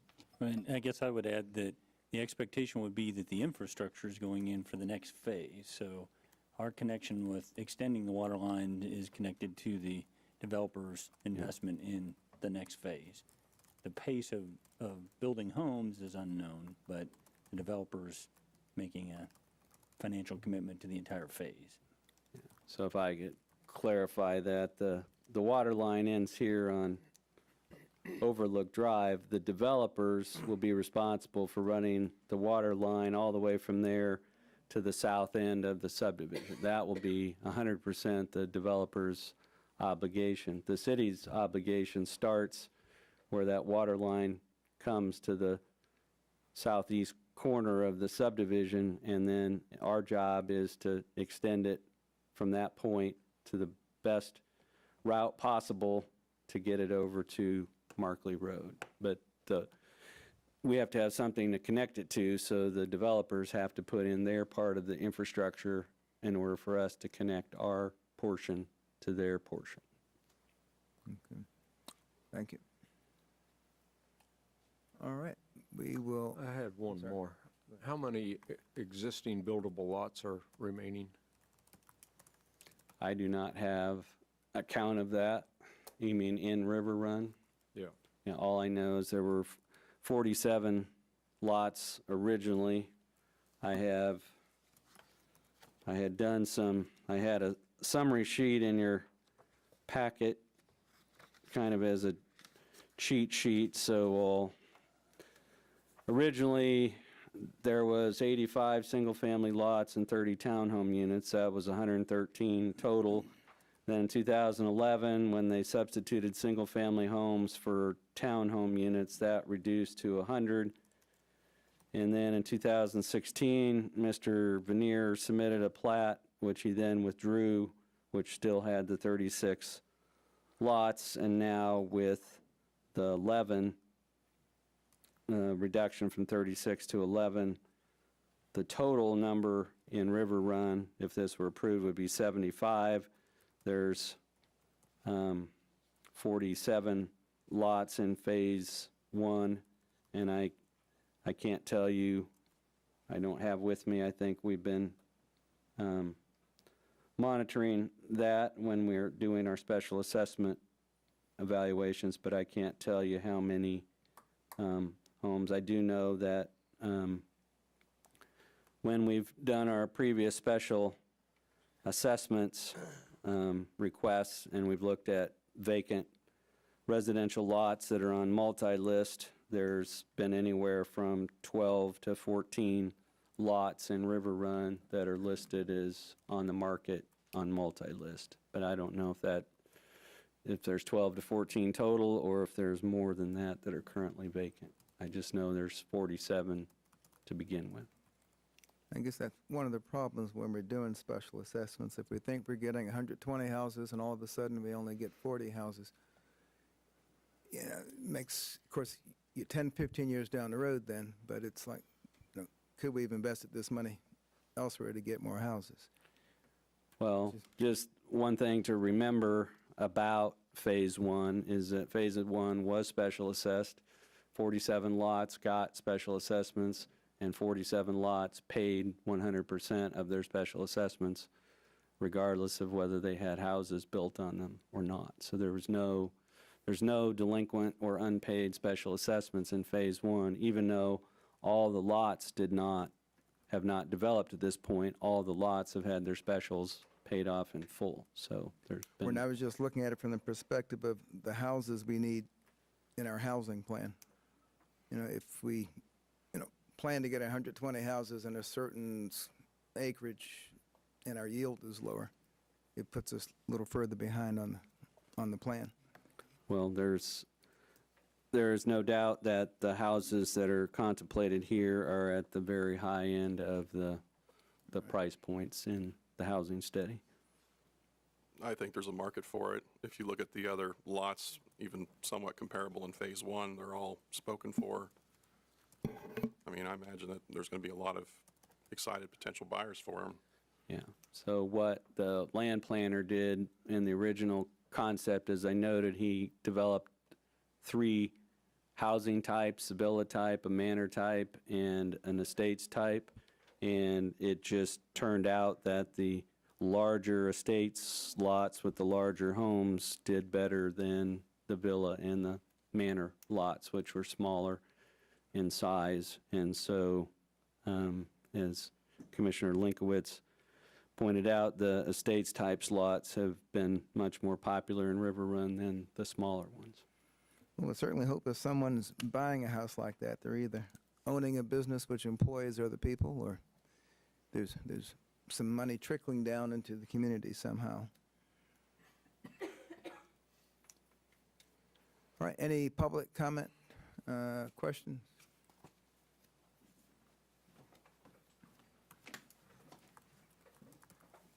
Chance more.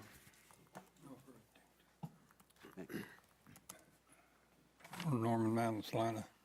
I heard you talk about the owners that will retain this and turn it into a wildlife area. So they are going to have control over this. Will they be able to turn around and put it back into commercial development? Because once it becomes a wildlife area, who has say over it? They're retaining the rights. Now that's going to change the tax structure of that land. I'm trying to convert some land over to wildlife habitat to the Wildlife Society. And the tax people in the assessor's office tell me, you don't want to do that. Because that'll change the tax structure for the taxes that you're going to get in this county. That'll be taxed at a different rate as a wildlife. Now you're allowing wildlife to come in there. We're bringing in wildlife. You're going to have problems with danger. Because this has happened up in Rice and Elder County also. So there's the issue of taxes on the property that will be made into a wildlife. I'm running into that problems too, so getting into an area, just thought I'd bring that up to you. Right. Is there a question that you can address? I've had numerous meetings and discussions with county appraisers over the year about common area and the way that the county appraiser treats areas that are designated as common area is the county appraiser assigns common areas with a 0 value for taxation. And then what they do is they take whatever benefits or attributes that that common area provides to the homeowners and attributes that back to the individual lots. So that while the common area itself is 0 for property tax, if there are trails or forests or things like that, they attribute a value to those, but that value is attributed to the individual home sites, not the common area. That's just an arbitrary, I'm assuming there's a formula, but. Yeah, it would be the same if you had a detention pond that was in a common area that has 0 value, but then the appraiser would say that pond has this incremental value to each of the individual lots, and that would be put onto the lots while the common area is left at a zero value for taxation. Okay. Thank you.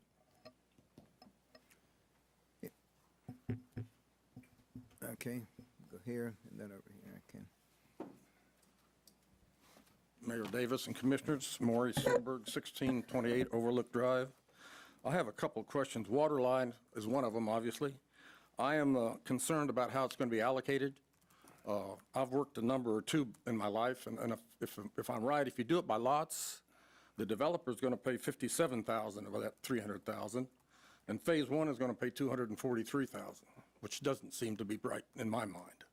Seems to be off. We've paid for one water line that we've got in there already, so that needs to be, I think, taken care of before you approve this. The second thing I have is the construction equipment they're going to bring in there. They're going to bring that up River Run, whatever the main road is coming in. They're going to tear the trees up for sure, and if it's equipment like they use just north and east of there, it'll tear the roads up getting it in there. So I think it needs to be solved where they're going to bring how they're going to get the construction equipment in there.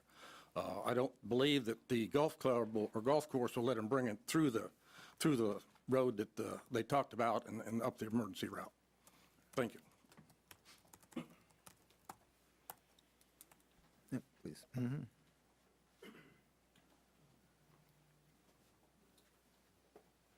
Good afternoon, Mayor and Commissioners. My name is Derek Lee. I'm one of the developers at River Run Estates.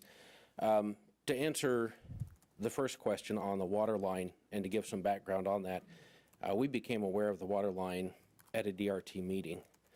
And our understanding at that time, the way it was explained, was that 2/3 the city would pay and the other 1/3 would come to us as developers. And I would tell you right now, we are still comfortable telling you that up to $100,000, we are willing to pay that without any of that cost going on to Phase 1. That was an agreement we understood up front, and that is something we would still be willing to do. And I don't believe the allocation to Phase 1, and maybe Dean can correct me, had anything to do with the other $200,000. Is that correct? Correct. If you assume $300,000, $200,000. Come up, Dean. Dean, could you come up? The scenario I gave, if the estimated price was $312,000, then 2/3 of that would be paid for by the city at large. 1/3 of that, roughly a little over $100,000, would be paid by lot owners in River Run, either in Phase 1 and Phase 2, or Phase 2 only as determined by you. But if you look at $300,000 as a total, 2/3 of that is paid by the city at large, not by anybody in River Run. Right. I'd ask Mr. Soderberg, did you understand that? My numbers, we're still paying 80%, they're paying Yep. 81%, they're paying. Okay. And I would mention to Mr. Soderberg, we're willing to pay the $100,000 and not have any of that cost go to Phase 1. Okay.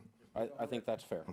Yeah, I'm clearly on the record. Yeah, thank you. Right? Stating that up to $100,000, absolutely, we are good paying that cost so that none of that goes to Phase 1. Do they need the water? In my opinion, yes. Your most recent flows are 940 to 1,000 gallons a minute off the hydrants in Phase 1.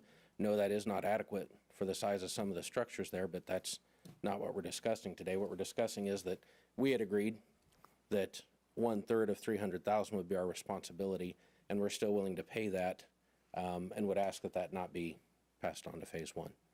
As for construction vehicles, we have a lot of conversations with the owner of Great Life, Mr. Pestinger, and one of those conversations needs to be that we would like to resolve a way to bring the infrastructure equipment through the emergency access road, and that being one of the very first things we do when it comes time for infrastructure. We understand that he'll need to know the amount of traffic and have assurances from us that if we do any damage to his lot, that is ours to pay, and those are assurances we are willing to make with him. So we are hoping to be able to work that out with Mr. Pestinger. We don't have anything formal in writing, but we assume from verbal conversations so far that we'll be able to get things figured out. Thank you. Thank you. Stand for any other questions you may have. No. All right.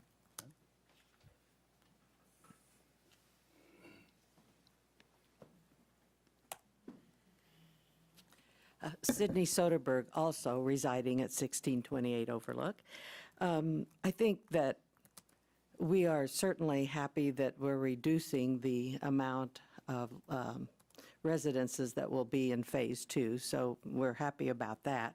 What will change, and I'm still unclear about, is that the common area, which is common to all of us and has been for all these years, is now going to become conservation easements, which will then be owned by the lot owners. And it's unclear to me then what the difference is, other than private ownership, obviously, but what can happen on that part of those lots that are conservation easements. Can they remove all of the trees? Can they, I mean, what can happen in that area, the difference between common areas and conservation easements?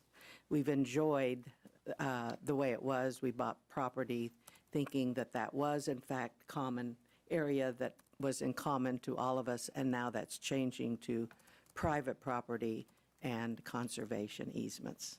So it's unclear. Mr. Andrew, you want to take a stab at that?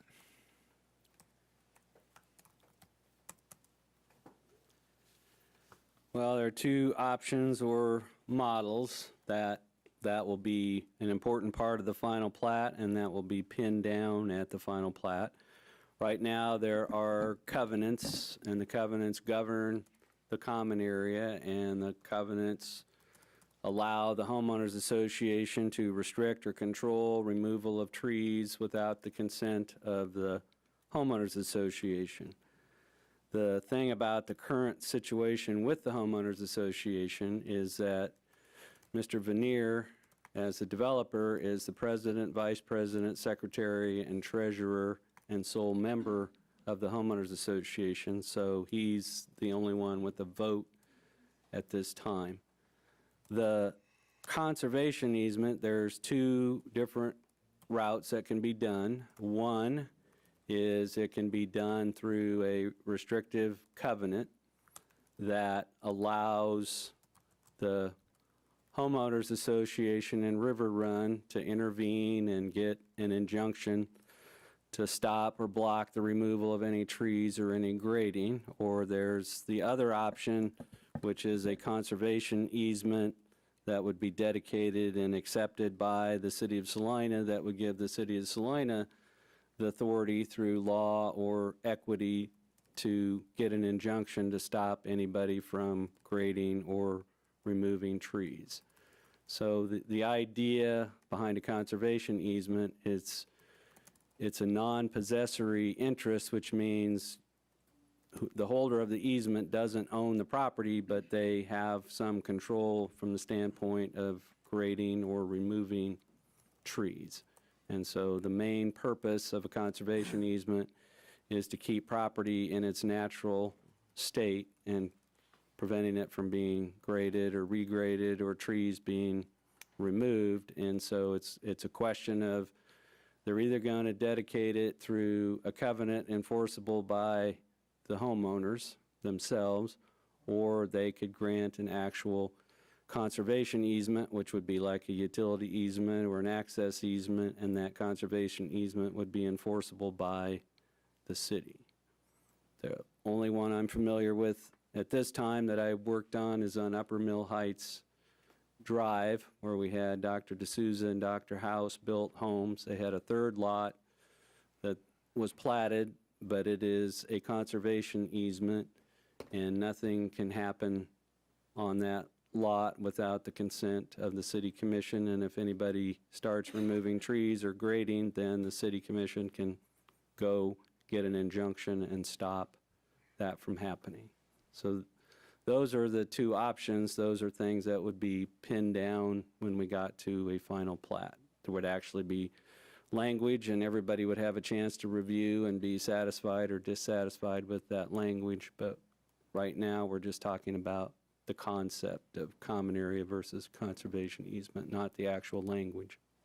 I'll just ask those with more real estate experience than me.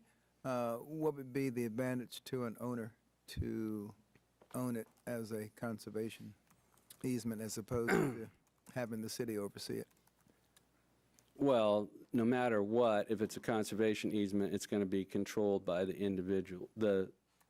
And Mr. Lee can articulate this better, but the reason for the preference of having a conservation easement as opposed to common area is if it's common area, it's implied that every lot owner in River Run is invited or is able to utilize that area, whereas if it's a conservation easement, the individual owner can control who's on their property. All right, okay, what would be the advantage to that as opposed to having the city have complete oversight of the conservation easement? If they would rather have it be private and be self-governing, then that would be an advantage. If they feel more secure having the city have that authority, that would be the advantage to that. But it's really making the people who are concerned about the loss of the ravines and the wooded areas, which model they feel more comfortable with. So just to be clear, and I may be misinterpreting your question, but in neither scenario would the city be responsible for maintenance and upkeep of a common area. It would just be oversight of the terms of the conservation easement. Having said that, putting the city in that role injects us into a very detailed dispute in perpetuity. It probably would be better addressed between the property owners within the subdivision. So again, where in our process is that decision going to be made? That decision will be made if if there's favorable action on first reading of their zoning request. They have a preliminary plat that has been reviewed by the Planning Commission. If there is favorable action this evening, they would work with their design engineer and with staff to come back with a final plat. And when we have a final plat, that's when all the Ts are crossed and the Is are dotted, and the language will be available for review and who the enforcement body would be. I would tend to agree with Mr. Scragg that it would be far more desirable to have the conservation easement and have it mutually enforceable by all the owners there than it would be to have the city involved. But those are two different models. So the neighbors should make their opinions known at the... Yeah, it's our job to educate them on and work with the developer to say these are the two models. Here is potential language and enforcement language for each, which is everybody's preference, and then we'll work with that. Obviously involving and getting the assistance of Mr. Bankston as well. And as further clarification, and we might want to put it on the screen, but the bulk of that area is proposed to remain as common area. There's a limited area that's proposed to be converted to conservation area.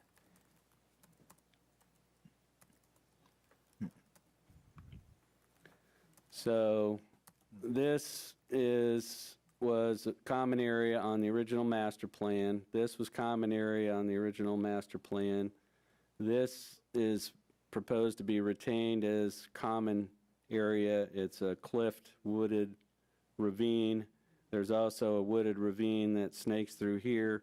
Originally, on the master plan, this was supposed to be a common area off limits to development, owned in common by the homeowners association.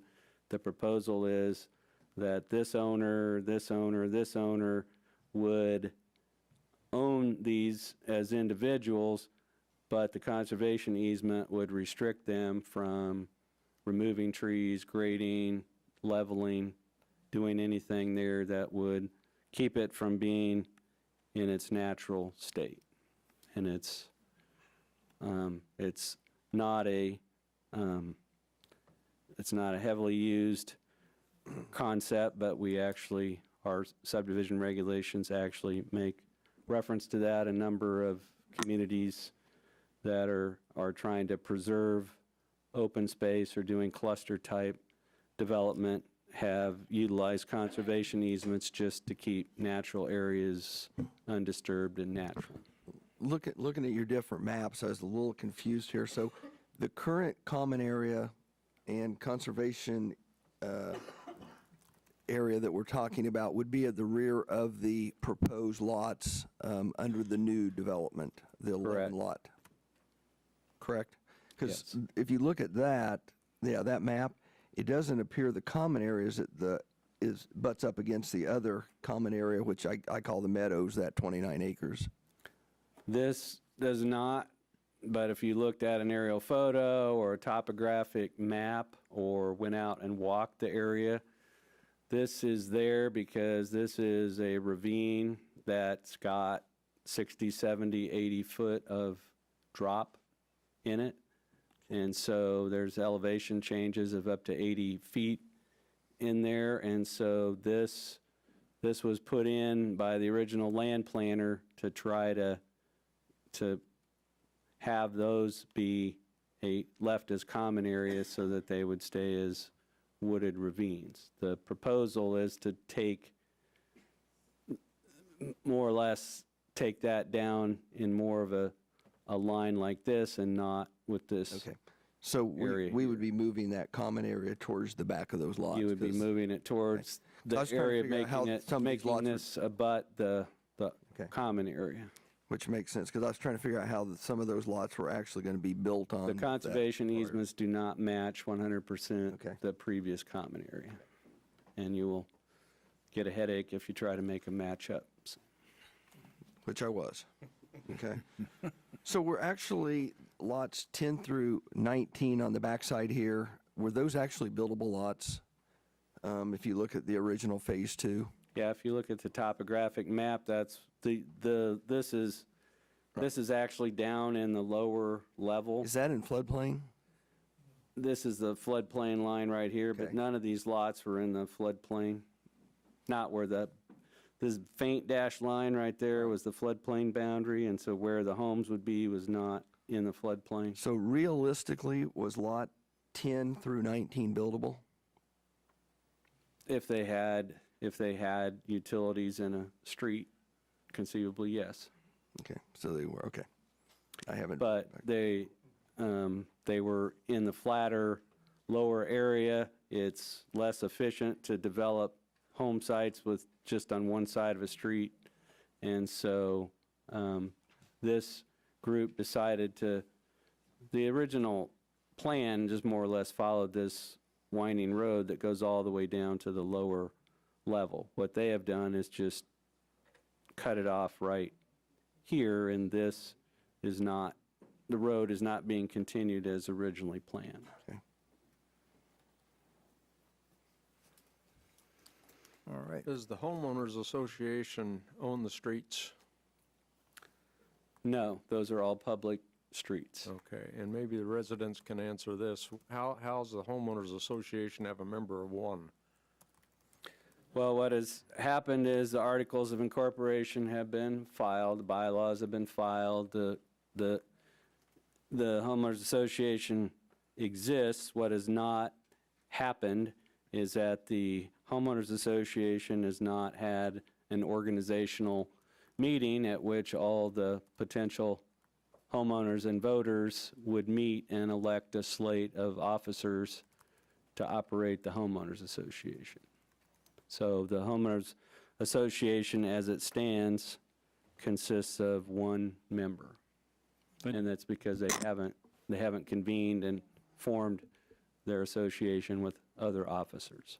Well, having said that, it's not uncommon for the intended approach to be that the developer is the homeowners association until some level of critical mass is reached within the development, and then authority is turned over to the homeowner, the residents of the subdivision. And that's typically all spelled out in the covenants of the homeowners association itself. All right. I guess I look to the homeowners and Ms. Soderberg, the fact that the common area that currently lies in phase 2 would be moved to kind of butt up against the other existing common area. Is that an issue? I mean, it still gives you common area to use, so we wouldn't actually be taking away a common area, we'd be moving it? Yeah, just one, come on up to the podium.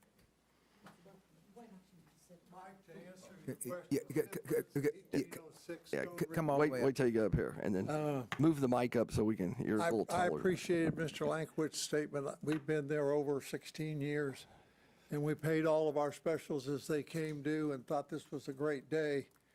And I understand what Dean said, but it's a total surprise, I think, to everybody up there that we would get stuck with another special assessment for water. If it is what it is, we'll live with it. Where the lots where you question, Mike, that's where the original home was, and the stables were that Mr. Venier's father had down there. And they're well out of the floodplain, and it's very level and whatnot. And we're not getting common area, we're getting conservation easement. And so when you talked about, is that okay if the conservation easement is down lower, as long as it doesn't disturb the trees and the ravines above it, I don't think anybody cares. And I think our real concern is, and I'm confused, and maybe this is a question for Mr. Bingston, we've got so much left up in the air, and why is that all done on the next reading as opposed to today? Why don't we know what the conservation easement is? Why don't we know how you're going to allocate the water? And all of these things. The reason we have a homeowners association of one is because Mr. Vernier has wanted to keep total control of it, but yet our understanding is that the developers have their own design review committee, their own deals that they've made with him on the side that we really aren't privy to and don't know what's going to happen. And so I think all of us would like to have a firm plan and know exactly this time what we're getting into, because I think we were hoodwinked last time. The city, that what you call the meadow, it's an absolute disaster in that Mr. Vernier deeded that into the homeowners, then he deeded it back out of the homeowners. Some people say he can do that. I really don't think he can. There was never any consideration for any of this. River Run that we have is an absolute mess, and we can thank Mr. Vernier and not willing to return phone calls and deal with us for that. That's not Mr. MacArthur's fault or Derek Lee's fault. They walked into this, I think. Or our fault. Well, I yeah, just or like your the- fault. I think Okay. they walked into it totally blind. Okay. So in fairness to them, I'm not saying this is Right. their problem. We just like to have a complete plan and know exactly what it is, know the definition of what conservation easement means, know how the water's going to be divided, know how they're going to get the equipment up there. I think Maury and Sydney did an excellent job of expressing concerns of people. So this is really not directed at. And when you're discussing equipment, are you just discussing the equipment for the water lines, is that, or are you discussing all equipment? Well, trenching in for the sewer and all of that. Right. Those trees that go up there are fairly low hanging, and then there's some tight roundabouts out there at the top, and we've destroyed them enough and fixed them enough already, let alone bring it in and put it in another road. So I mean, those are our concerns. Well, and it appears that this phase 2 was always considered, so those trees being addressed, were going to be addressed, I mean. Hopefully they were going to be addressed 10 years ago before they grew. Yeah, but what I'm saying is whether we're doing this 11 lots or we're doing the 36 lots or whatever, there was going to be issues with that. Exactly. Okay, That's I guess that's part of mine is this is something we were going to be dealing with, whether it was Right, this and like I developer said, or this a isn't different the developer. Developers. Right. Total sole issue. And from listening and from knowing the developer, you're probably lucky you have the developer that's looking at doing this now. I think that's probably. We just like to get it all clarified, and so I don't see how you can move on with all these open questions. Those are good questions that Thank you. we'll look to staff for, I guess. And Dean, do you want to speak to first reading and the resolution of some of these things between first and second? I will attempt to address Mr. Ritz's question as it relates from the process standpoint. What we have with our development community is that when they get into final plating and especially into public infrastructure design, they get into heavier costs and investments. And so the process that we have set up is that we have a preliminary first reading. This is a preliminary, and that at this point, you would be saying yes to the concept and giving a first reading subject to final platting. I realize that people would like some things pinned down at this stage, but the idea is that this is a preliminary approval, a preliminary indication.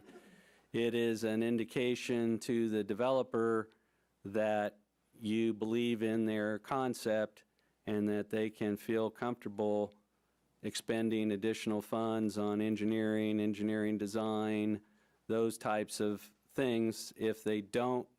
If there's uncertainty and they don't get that indication, then they're not going to feel comfortable moving forward doing that. This is not unusual from this standpoint, that most of those things get ironed out and pinned down on the final plat, because when you have a final plat, that's what gets recorded. And once you have things that are going to be recorded, you can't move things, you can't change things, because it's recorded in the deeds office and it simply can't be changed. We're just not at that point yet, because this is a preliminary indication that you are supportive or not supportive of these developers' development concept. And if you are supportive, then they will have quite a bit of work to do with their attorneys and with their engineers to pin all these things down, so that when the final plat comes back to you, then you should expect all those things to be finalized. What I'm hearing, though, from the neighbors, only one of their concerns seems to be financial, which is the allocation of the water assessment. How much opportunity will they have to have these specific concerns addressed between a first and second reading? Because there are a lot of unanswered questions here. If there is a first reading, the applicants will have to file a final plat application. That final plat application will be scheduled to be heard by the City Planning Commission. We will provide notice to all these same neighbors of that time and place, so they can test us whether we have addressed all those things with the final plat. If they have not, then I would fully expect the Planning Commission not to act on that plat till all those things are resolved. But by the time it would get back to you for a second reading, it would be coming to you with a final plat that the Planning Commission feels in their mind adequately addresses all these points. And from one comment that was made earlier, I believe bond counsel may have to weigh in on the water line. Did I understand that correctly? Yeah, that was my comment. Your Yes. comment. Sorry, I didn't look at the wrong person. She is bond counsel, but... Yeah, I know, that's why I was looking over there. Okay, I couldn't remember. So, again, I'm a little confused, because when we did Markley Road, we talked about the Markley Road improvement, Phase 1 of Magnolia Hills was grandfathered in and did not pay for that, even though it made sense that they should. We skipped over to Magnolia Hills Phase 2. So this kind of seems like the same thing a little bit. It is. That's why I brought up city at large. That was the approach on Magnolia Hills Phase 1. The difference being there weren't agreements already in place at the outset of Magnolia Hills Phase 1 to address some of the things we are later trying to finance with special assessments. We may be in a little bit different position with the agreement that was reached back in 2004. Okay. But I guess to try to give the homeowners some comfort is listening to Mr. Andrews is, even though we approve this today, this isn't final. We'll have a lot more detail that will come before us before we would finalize the plat and so on and so forth. This is just, I view it as a preliminary indication of your that we support the concept, and that trusting that all the details will be ironed out on the final plat. But if you're looking at it from the developer's perspective, they'd be hard pressed to move forward with their attorneys and engineers doing all those things if they didn't feel like they had the support that their development might ultimately be approved.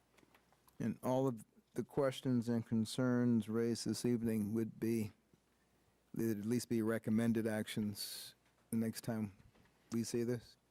Such Yes, I mean, if there's going to be language for the conservation easement, everyone will see the language. They'll either approve of it or not approve of it, and you can approve of it or not approve of it because you're the one that accepts dedications, and it will either be in the form of a conservation easement or a restrictive covenant enforceable by the association. But all that language will be pinned down, who enforces it will be pinned down. The only thing that won't be pinned down is where the construction entrance for putting in infrastructure, that's really not something that can be determined at this time unless somehow we get a written letter from Mr. Pestinger saying that he is fine with that, and we'll pursue that, but we can't guarantee that that will be pinned down. That would not be pinned down? It would not likely be pinned down when the final plat came back. So that would still be an area of contention then with neighbors? Potential. And whether it's this developer or another developer, that's, coming through those roads to do infrastructure was just part of, it's like, if you look at Magnolia Hills, and I go back to that, Phase 1 and Phase 2, you go through Phase 1 to get to Phase 2 with construction equipment. There's just no way around it. And there are still empty lots in Phase 1, which is worth mentioning as well. So that construction traffic at some point in time is going to happen, regardless. And I just wanted to clarify, I referred to deferred specials that are now under payment, but just this Phase 2 area is currently paying an assessment of $168,000 for water lines. And they will be paying an additional assessment for the additional water lines, but I just wanted to make clear that when the initial water lines went in that served River Run, part of the cost of those water lines was Phase 1, part of the cost went to Phase 2, and $168,000 of that cost was assessed to this property. And so the new owners are now paying on that assessment. So everyone knows where they fit in the game and where they have to show up. Any other comments, public comments? All right, bring it back to the commission. I'm sorry. I was waiting to see if any of the homeowners were going to, and I was going to respectfully allow them to go first. John Blanchard. First of all, I just want to express that I appreciate all the thoughtful questions and comments that you guys have asked, and the questions and the interest from the residents of that area. In the past, we haven't had a whole lot of that, but it reminds me of Grand Prairie and and the residents that got up and really fought to make sure that their neighborhood was the way they wanted it to be. And I will say this about River Run. It is a very unique and very nice community. It's very well done. I will say this, though. I appreciate especially, I mentioned Grand Prairie, and during that Grand Prairie discussion, of course, a lot of that had to do with emergency access. And the four of you were quite intimate with that. Mr. Longbine, Commissioner, you were not on either the planning or the city commission at that time. But I do appreciate you bringing that subject up, and also you, Mayor Davis. One thing that I think you're failing to see on that thing is that the emergency access, and I'm speaking from a level of expertise that I am a land planner and a landscape architect, and my expertise is in mountain subdivisions, so I'm quite familiar with the International Fire Code and access and secondary access. The problem with the first phase of this development is that subdivision currently doesn't have a secondary fire access, and it never has. And the reason why extending Marymount Road up and making a loop wouldn't work also is because your first access is not the access into the subdivision. Your first access is the portion of Marymount Road that extends south of the Cedar Ridge subdivision. And so I think you need to really nail the fire marshal down.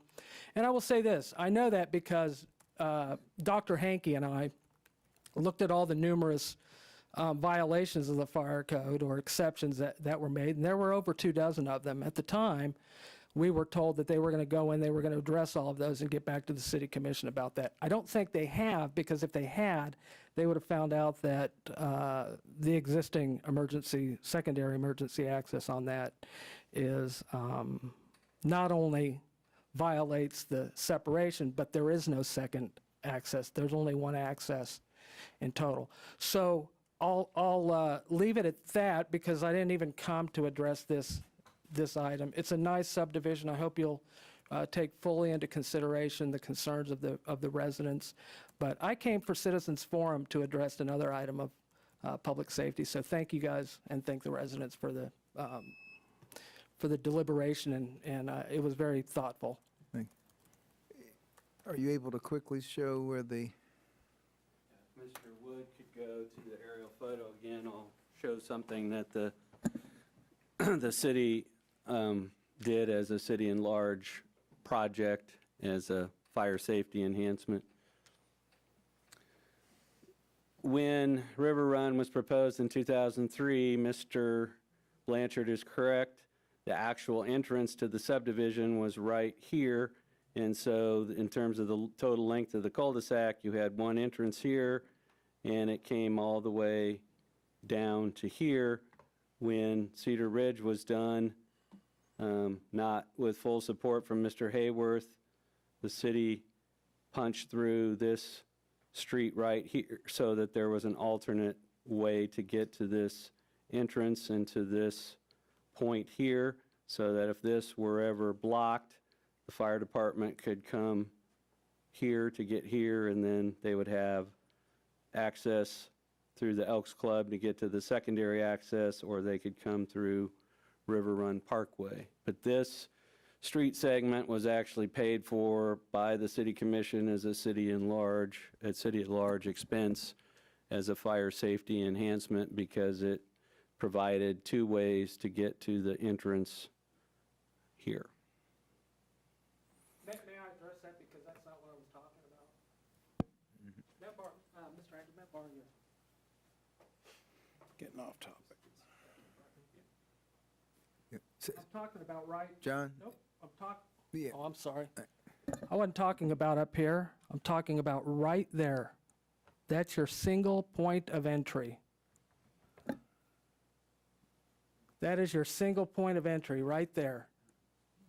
So if you look at, if a bomb went off right there, then you've got no way to get in here, and you say that your secondary access is down here.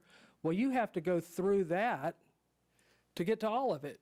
So I see how it was passed in phase one, but I don't think a close enough look at was taken at that. And if the city did spend time and considerable effort and made the developer build this little street, well, shame on them, because they should have known that that still didn't work. That was a wasted effort.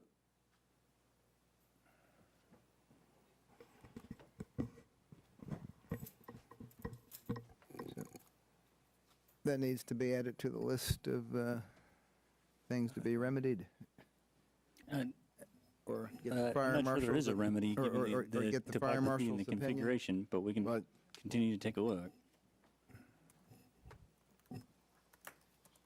Yeah, I believe the fire marshal's already entered, at least the prior, I guess we could ask the new fire marshal, but yeah.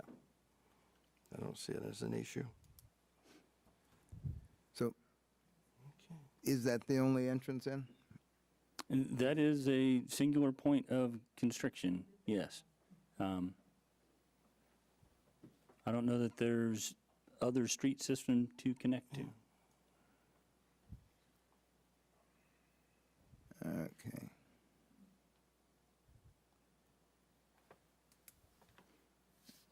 And we have several other areas that potentially like that, and it's never an issue until it's an issue, but when it's an issue, it's a big nasty one. All right, so there are a lot of work to be done between now and then, whenever then is. Do we have a motion on the? Mayor Davis, I move we concur with the recommendation of the Planning Commission and approve ordinance number 22-11134, changing the zoning classification on this property from A1 agricultural to PDDR Single Family Residential District on first reading. I'll second that. Okay, it's been moved and seconded to approve ordinance number 22-11134 on first reading. All in favor, say aye. Aye. Any opposed? No. Nay. So it passes 3-2.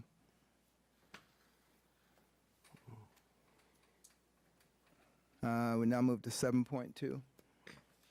Item 7.2, Aero Plains Housing Development. 7.2A, approve resolution number 22-8077, authorizing the preparation and submittal of an application to the Kansas Housing Resources Corporation for the 2022 Kansas Moderate Income Housing Grant Program, and authorizing the city manager to execute a grant agreement and associated implementation and administrative documents should funds be awarded.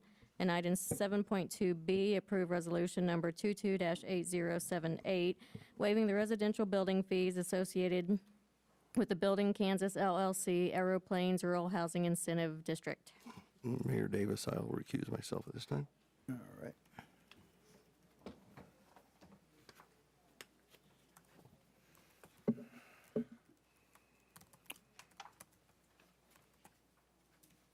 All right. Ms. Driscoll, the floor is yours. Thank you, Mr. Mayor. As a reminder, you have heard about this project earlier this year. It's a 53.26 acre parcel on West Magnolia Road, west of I-135. Maps and legal descriptions have been attached in the packet. This is an RHID project, which you approved on March 28th, 2022 via Resolution 22-8023. This project will consist in total of 338 units of moderate income townhomes. We are starting in a first phase at going to be 150 units.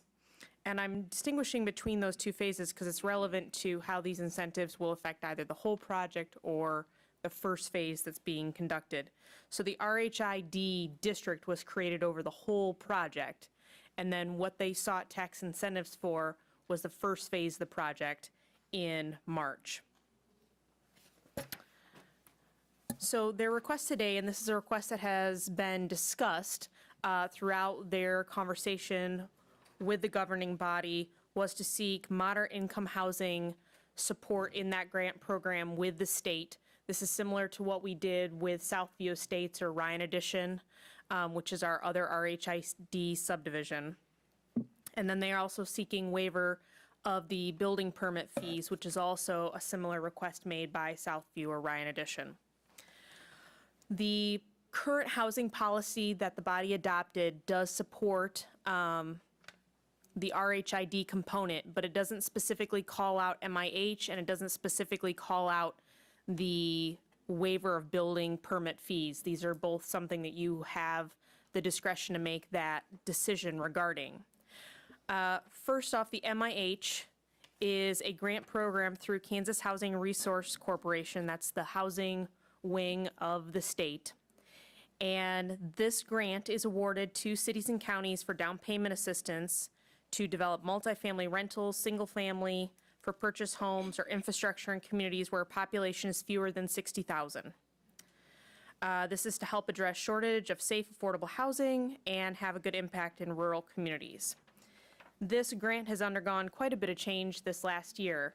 In the most recent funding cycle for the state, this program picked up quite a bit of notice, and the change from 2021 due to new funds and prioritization has gone from $2 million annually to $40 million. In this particular bout, we're going to have some additional funding. and then those monies will lessen, but it will stay at a larger funding source than originally done. So, I mean, one of the things that people came back, and I know many of you are aware of some of the housing challenges we're having throughout the state, is MIH was a great program. We just didn't have enough money for it. With the unique opportunity that ARPA presented, the governor managed to move more into that fund, and we have some one-time funds that come from that, and then additional funds will continue with that. So this 2022 cycle is a significantly large cycle. 20 million of that is specifically from ARPA. With that increased money, typically an applicant could ask up for $400,000, and they can now ask for up to $650,000. So that is a change to our prior application years. There's also another new component that will only be for this year of MIH application. During this last legislative session, the legislature passed HB 2237, which is a tax credit. It's an incentive designed to reduce the developer's income tax liability proportional to the awarded credits. It has up to $13 million in tax liability. Up to $13 million available for tax credits for qualified housing projects in counties less than 75,000 residents, which we qualify for that. Awards are no more than 1.2 million credits against federal income tax liability per project. One of the things that the state has asked is wanting to see this program get launched. And it is intended that there will be 4 windows throughout the year to get this 2237 launched.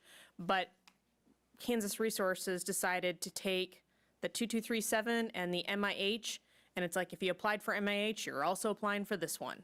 So they're kind of one in the same. So if you're going to apply for MIH, you are also applying for this. So that is something that's slightly different, but it'll only be this 1 year. But KHRC wanted to see this program get kicked off, frankly, so that the legislature could see how it works. Because the next funding cycle application for 2237 would be in January, which wouldn't give the legislature a chance to see how that works. So they're tying it to MIH this year.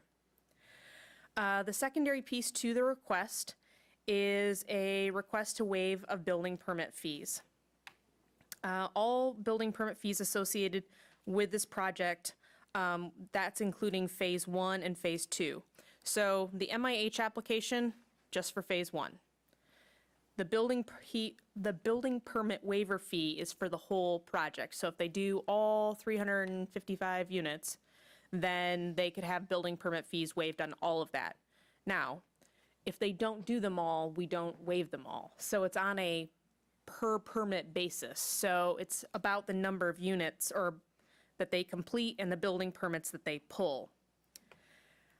If they pulled all the permits necessary for the project, we're looking at a fee amount between $205,000 up to $231,000. It varies depending on the type of unit they're doing. They have some 3-bed, 2-bath, car garage, but they're smaller square footages, anywhere from 1,540 square feet to 1,668 square feet and 1,478 square feet. So when we calculate building permits, it's on that square footage availability, finished space, and a couple of other things. So there's a range there depending on what they use on their types of units. None of the requirements in MIH or your waiver of building permit fees affect what's already been documented and approved in the development agreement that's hand in hand with the RHID that you approved earlier this year. So this does not circumvent any of that. With that being said, our fiscal impact of this is that we are simply helping with the MIH application. And as the city, our responsibility would be to help with some of the grant administration. There's a monthly report. There's some other reporting components at different parts in the project, but there's no fiscal responsibility or money that the city must put forward to match for the MIH application. And as far as the fee waiver goes for building permits, if you were to approve that, the fiscal responsibility is only for the permits that they pull based on those calculations documented in the blue sheet. So with that, you have two resolutions in front of you. Resolution 228077 authorizes the application and acceptance of the MIH grant. And Resolution 22-8078 is for the building fee waiver. Take any questions. All right, start Commissioner Longbottom. No questions. Have none. No questions. I'm just curious, is this amount of money for building permit fees, is that ever counted in budget estimates? I mean, the development is somewhat speculative. You don't know exactly what's going to be developed each year. Yeah, Does this affect our bottom line any? we do try to budget on kind of a trend basis, what to expect for building permit fees, so this can be factored into future budgets. We don't go so far as to say we expect this many permits and these particular subdivisions at these dollar amounts. It's more just what our historic trend been. So I don't know that this has a dollar for dollar impact in one particular budget year. It would be something we'd have to factor in going forward. Okay. That was it. Any questions from the public? Comments, concerns? Anyone online? Mr. Wood? Oh, all right. Bring it back to the commission for action on the first resolution. Mayor, I move we approve resolution number 228077 and approve submittal of an MIH application and authorize the city manager to accept an associated grant agreement at a future date. I'll second that. Okay, it's been moved and seconded to approve resolution number 22-8077. All in favor, say aye. Aye. Motion carries 4-0. Any action on the second? Mayor, I move we approve resolution number 228078, waiving the residential building fees associated with the building Kansas LLC, Aero Plains Rural Housing Incentive District, RHID. Second. Been moved and seconded to approve resolution number 22-8078.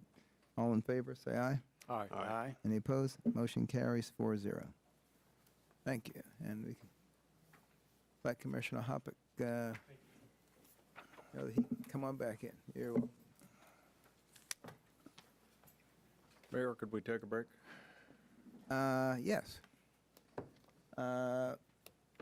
Let's 8 minutes. 8 minutes. All right, so we'll take a break until 6:40. Reason no, we haven't forgotten you. It's making some physiologic judgments here.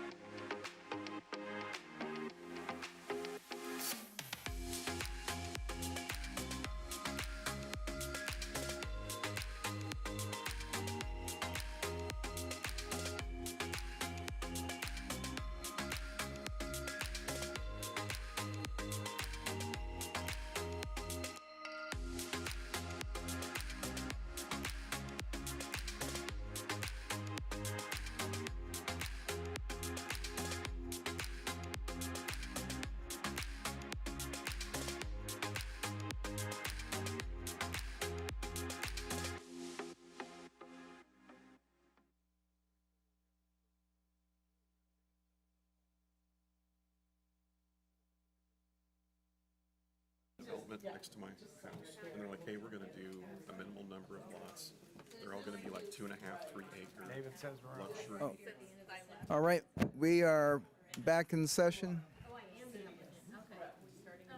Never hit this thing to you. Okay. Thank you. We are back in session. Actually, it's an easy one to start off with, other business.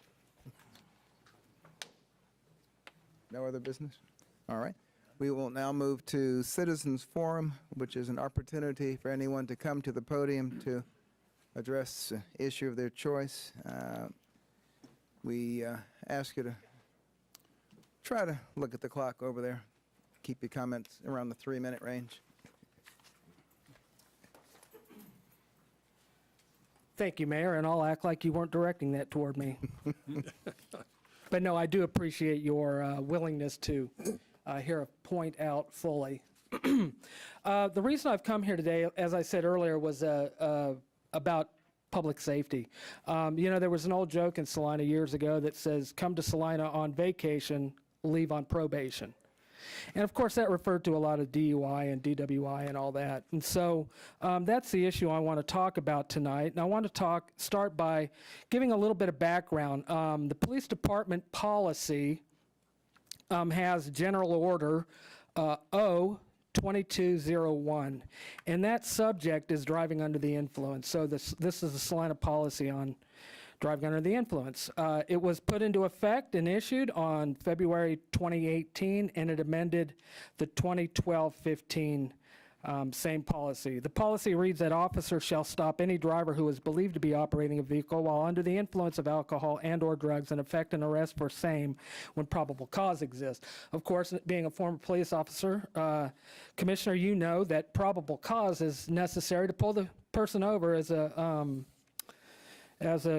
cause for making an arrest on this. And so the procedure is that when an officer contacts a vehicle,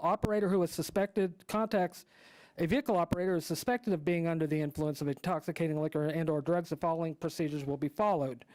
Under most circumstances, field sobriety testing will be conducted. If operator impairment is evident and probable cause exists to arrest without field testing, such testing may be dispensed with. So that basically says you don't have to do a field sobriety test to make a charge of driving under the influence. And then it lists the several tests, of course, you know, with the following the eyeball thing, the one leg standing, the whatever, the gymnastics. They all are. And then the 1.2 on that is that the alcohol influence report will be used to record the operator's responses and the officer's observation. Now in 2019, the legislature changed the law on implied consent. As all of you know, you don't have a right to drive a motor vehicle, and so up until 2019, the law recognized that there was an implied consent, that if you, by agreeing to take a driver's license, you agreed to do things like field sobriety tests. It was implied consent. Well, the legislature reversed that, and basically what they said is that you cannot be ticketed, you cannot be cited or ticketed for refusing to take a field sobriety test. And so you're asking, where does this all lead to? It also says that, but the refusal to comply comes with a year-long license suspension. Drivers who refuse to be tested can still be prosecuted for DUI based on other evidence. Now, you ask me how this applies to why I'm up here, and this is that on August, and you can write this date down because I'm hoping that some of you follow up on this, especially in the city manager's office. On August 26, 2022, at around 8 p.m., a call was made to dispatch, a 911 call, about a vehicle driving erratically on old U.S. Highway 40. Apparently, this orange pickup truck was speeding and weaving, leaving the Shady Lady Strip Club. The dispatch asked the caller to stay on the line to follow at a safe speed if it were possible and if the driver was comfortable with that. The reporter did that, followed this truck to another bar in town where there was a police officer there and observed the driver of the truck, consuming alcohol out on the patio of this club, and then get in his truck and leave again. Later on, soon thereafter, I should say, a stop was made with four patrol cars just east of the Quick Shop, and I will get there, of the Quick Shop on near the entry to Red Fox Lane, if you're familiar with just off of Ohio. Now, this person filled out a police report, did all the stuff. The officer informed her that the stop was made. The driver refused to take the field sobriety test, and that the officer then let the driver drive on home without any further action being taken. She confirmed that with the traffic sergeant, who would be this person's supervisor. This is my understanding. I want to get further information on this, so my questions to you and the city manager have to do with open records. And so I know, do the open records for the incident report, which is an open record, does that go through the city clerk and you, or does that go through the police department? If I want to get more of the facts on this. The police department does receive and process open records requests for. Okay. This would be for the incident report. But having said that, if you want to turn that into the city clerk's office or the city manager's office, you're welcome to do that as well. Okay, so the answer is either one. I can do either one. Okay, now is 911 calls, my understanding, 911 calls are not open public record. Are non-911 calls to the non-emergency line considered open records? Are dispatch transcripts and so on of non-911 calls? I'm looking to legal counsel. We may have to just get the list of the questions and get some answers. Well, I want to make a request for open records, but I want to make the request, and I don't want to wait 3 days to hear this request is not a valid request. And so if we could knock that out today, that'd be super. I know that body cams and dash cams aren't. Is the alcohol influence report, which I referred to in the policy, a part of this? And are donors and donations given to the Police Excellence Fund, are they open records? And you don't have to, I'll come back next week, so I don't want to take up way too much time. I know you got more things to do. I will just say this, just as my main concerns on this are that this policy is supposed to be reviewed annually. However, since 2019, it hasn't been updated to give officers guidance on the policy concerning if drivers refuse to take the field sobriety test. So the question is, did the guy just drive away? Since did he get his license suspended for a year? Was there any further action taken? Because the reports that she got back was that no actions were taken, which leads the question to say, if I get pulled over for a DUI, do I just have to refuse to take this field sobriety test? And the police officer says, well, go on home, sir. Thanks. Have a good evening.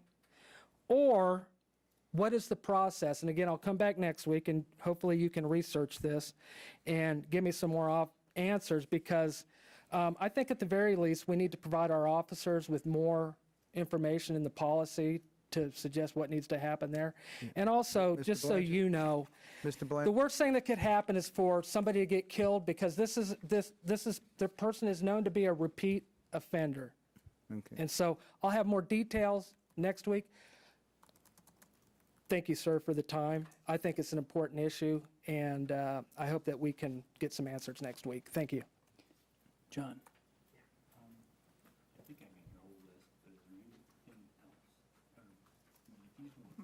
Norman Mantle, to follow up what John just said, provide these officers with more training, updating. It's the supervisors that are letting these young officers down. It's your supervisors that are letting them down. You're putting them in danger. That's supervisor's responsibility to provide this training to these young officers. You're putting them in danger. And it's the supervisor's responsibility.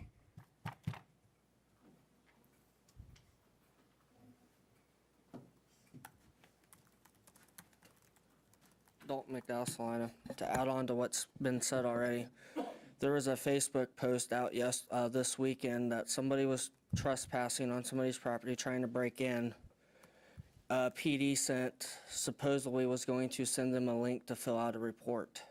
There has been multiple times that I've witnessed KHP taking calls within city limits, doing traffic enforcement, working accidents, which they work quite a bit of accidents anyways. At what point, Mayor Davis, you're the number one on this council, you are the mayor, are going to put an end to all this crap that PD's dealt with? They've had 2 threats out at South High School now, they had one Friday, they had one today. We don't have enough SROs in our district. There used to be 3, there's 2 now. And I know that has to do with the superintendent of Salina Public Schools. At what point, what is it gonna take for you guys to figure out your police chief? Your police chief wouldn't even make a statement on that South High incident. I can tell you right now, if the guy that retired from the Salina Police Department was there, he would have made a statement. So when are you guys going to straighten out your police force? You've got police officers leaving at astronomical numbers, and I get it. It's not just you guys. KHP's down several dozen troopers. Wichita Police are down several dozen. At what point do you guys request the sheriff's office to assist? The sheriff's office is not down, they're short-staffed, but they're not as bad as the PD is. I don't know what's going on. I think the change when Chief Nelson retired had a lot to do with it. A lot of people do not like Chief Morton, your interim police chief. When are you guys going to realize that having the KHP work stupid stuff, which they will, they don't mind getting dirty. At what point are you going to tell the city manager to do something with the police department? You've got people leaving. You've got troopers in town working city PD and sheriff's office style calls. At what point are you guys just going to come to a head and say, no, this isn't going to continue? You've got dispatch telling people that, oh, we'll send somebody when you got somebody available. And this was an incident of a kid being in Pacific, a 2-year-old being on Pacific. Oh, we'll send somebody when we have somebody available. While they're sitting doing traffic control, raking in traffic citations for the city. And I know they don't get very much of it. I know what the breakdown is. The city doesn't get very much of a traffic ticket. But at what point are you going to just say enough's enough?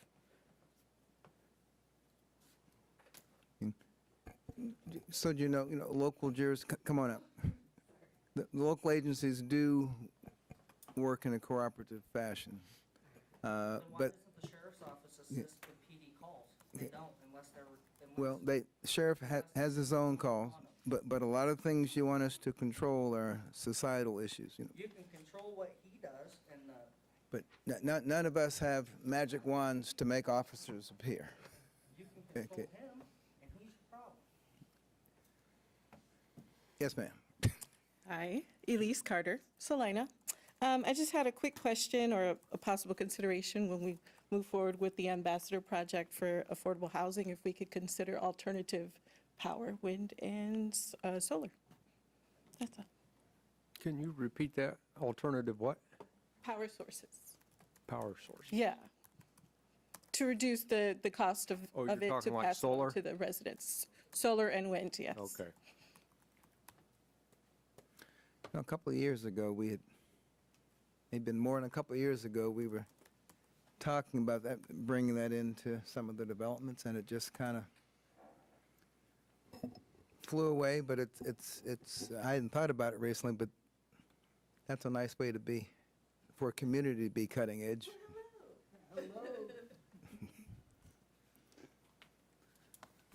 The answer, I hope, is yes. Maxwell Drever here. It has to be cost effective, but I'm here to suggest you consider a yes answer to our proposal, and we've had two incredible things happen that are new and unique, and that is actually, let me segue back to Geoprobe. $19 an hour. The national average is 30% of your income can handle housing. That would equal a $1,000 apartment. My son Galen just opened up a 300-unit project. He leased 145 units in 1 month at $700. And one of the major benefits is that he had outside the box, he had 25 civic and charity-based organizations helping. The Catholic Youth Charities will, single working mothers, they'll give them a month to a year free rent they'll cover if they're working. Free childcare pickup. So there's other ways to lower people's housing and enrich their lives. The other incredible side is that your team, Lauren Driscoll, Mike Schrag, have already put together the nexus of a business plan, or we call it a development plan, that all it needs is a thumb up from the commissioners. And what we've brought in since we talked, and I've been begging a friend of mine to do it for probably almost a year, is you have an incredible developer named Mark Conroe. His company's called Presidio. He developed 100 projects in less than 3 years for workforce housing. Same concept. And he's agreed to come on board on this project. In addition, you have another group called MIT, who people already know will supply the whole capital stack. Besides that, Mark has $5 million in the bank. He has more than that in an escrow account to utilize for this project or other projects. And he's got some major projects going, but he's not as old as me, but he's up there. He's 65, and but he's done over 35 major projects. And so you have this incredible dynamic of a guy that understands you need not 500 units, you really need 1,800 units. And the development plan right now has 3 elements that you already have. The city's agreed to $1 million, the county's agreed to $1 million, and the state's agreed to 25. Those 2 key elements, the developer Mark Conroe, his Presidio group, and the MIT group are on board, and it's the fastest, quickest way that you can get to go. That's my spiel, and if you have any questions, glad to answer them. But I flew here for my 3 minutes. Okay. I appreciate your time. Thank you.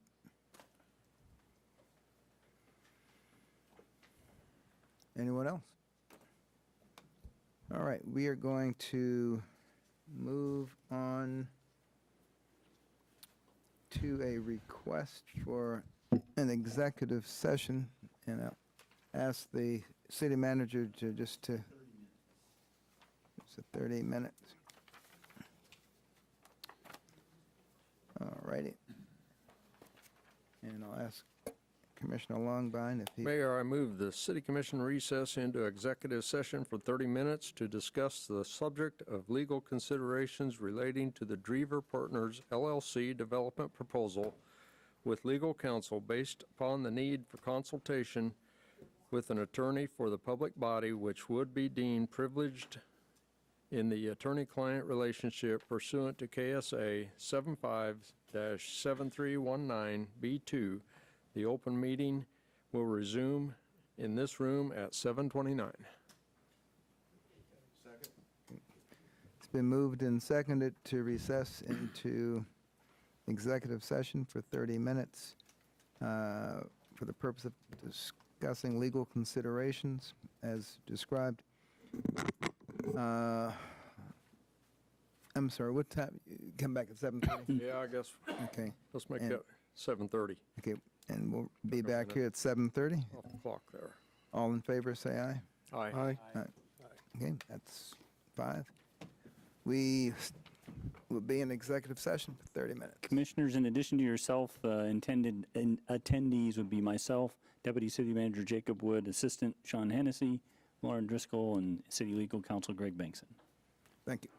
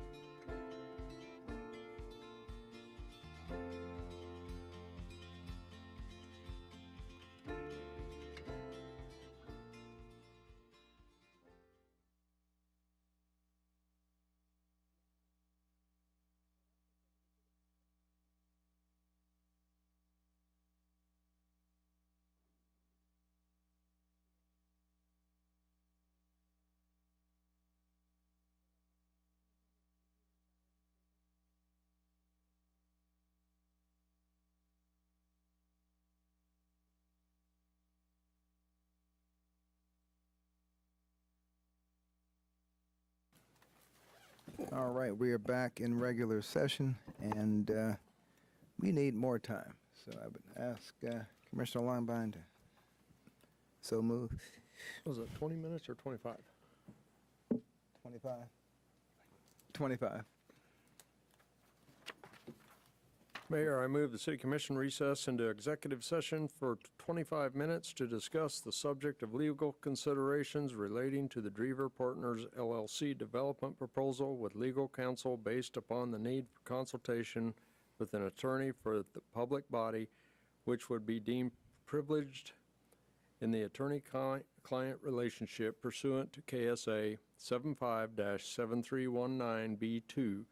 The open meeting will resume in this room at 7:26. 7. Look, could we make it 7:58? Put 2 minutes in. I didn't get a chance to. 7:58. Thank you. Second. All in favor? I'm sorry. They moved and seconded to recess into executive session for purposes of legal considerations with legal counsel.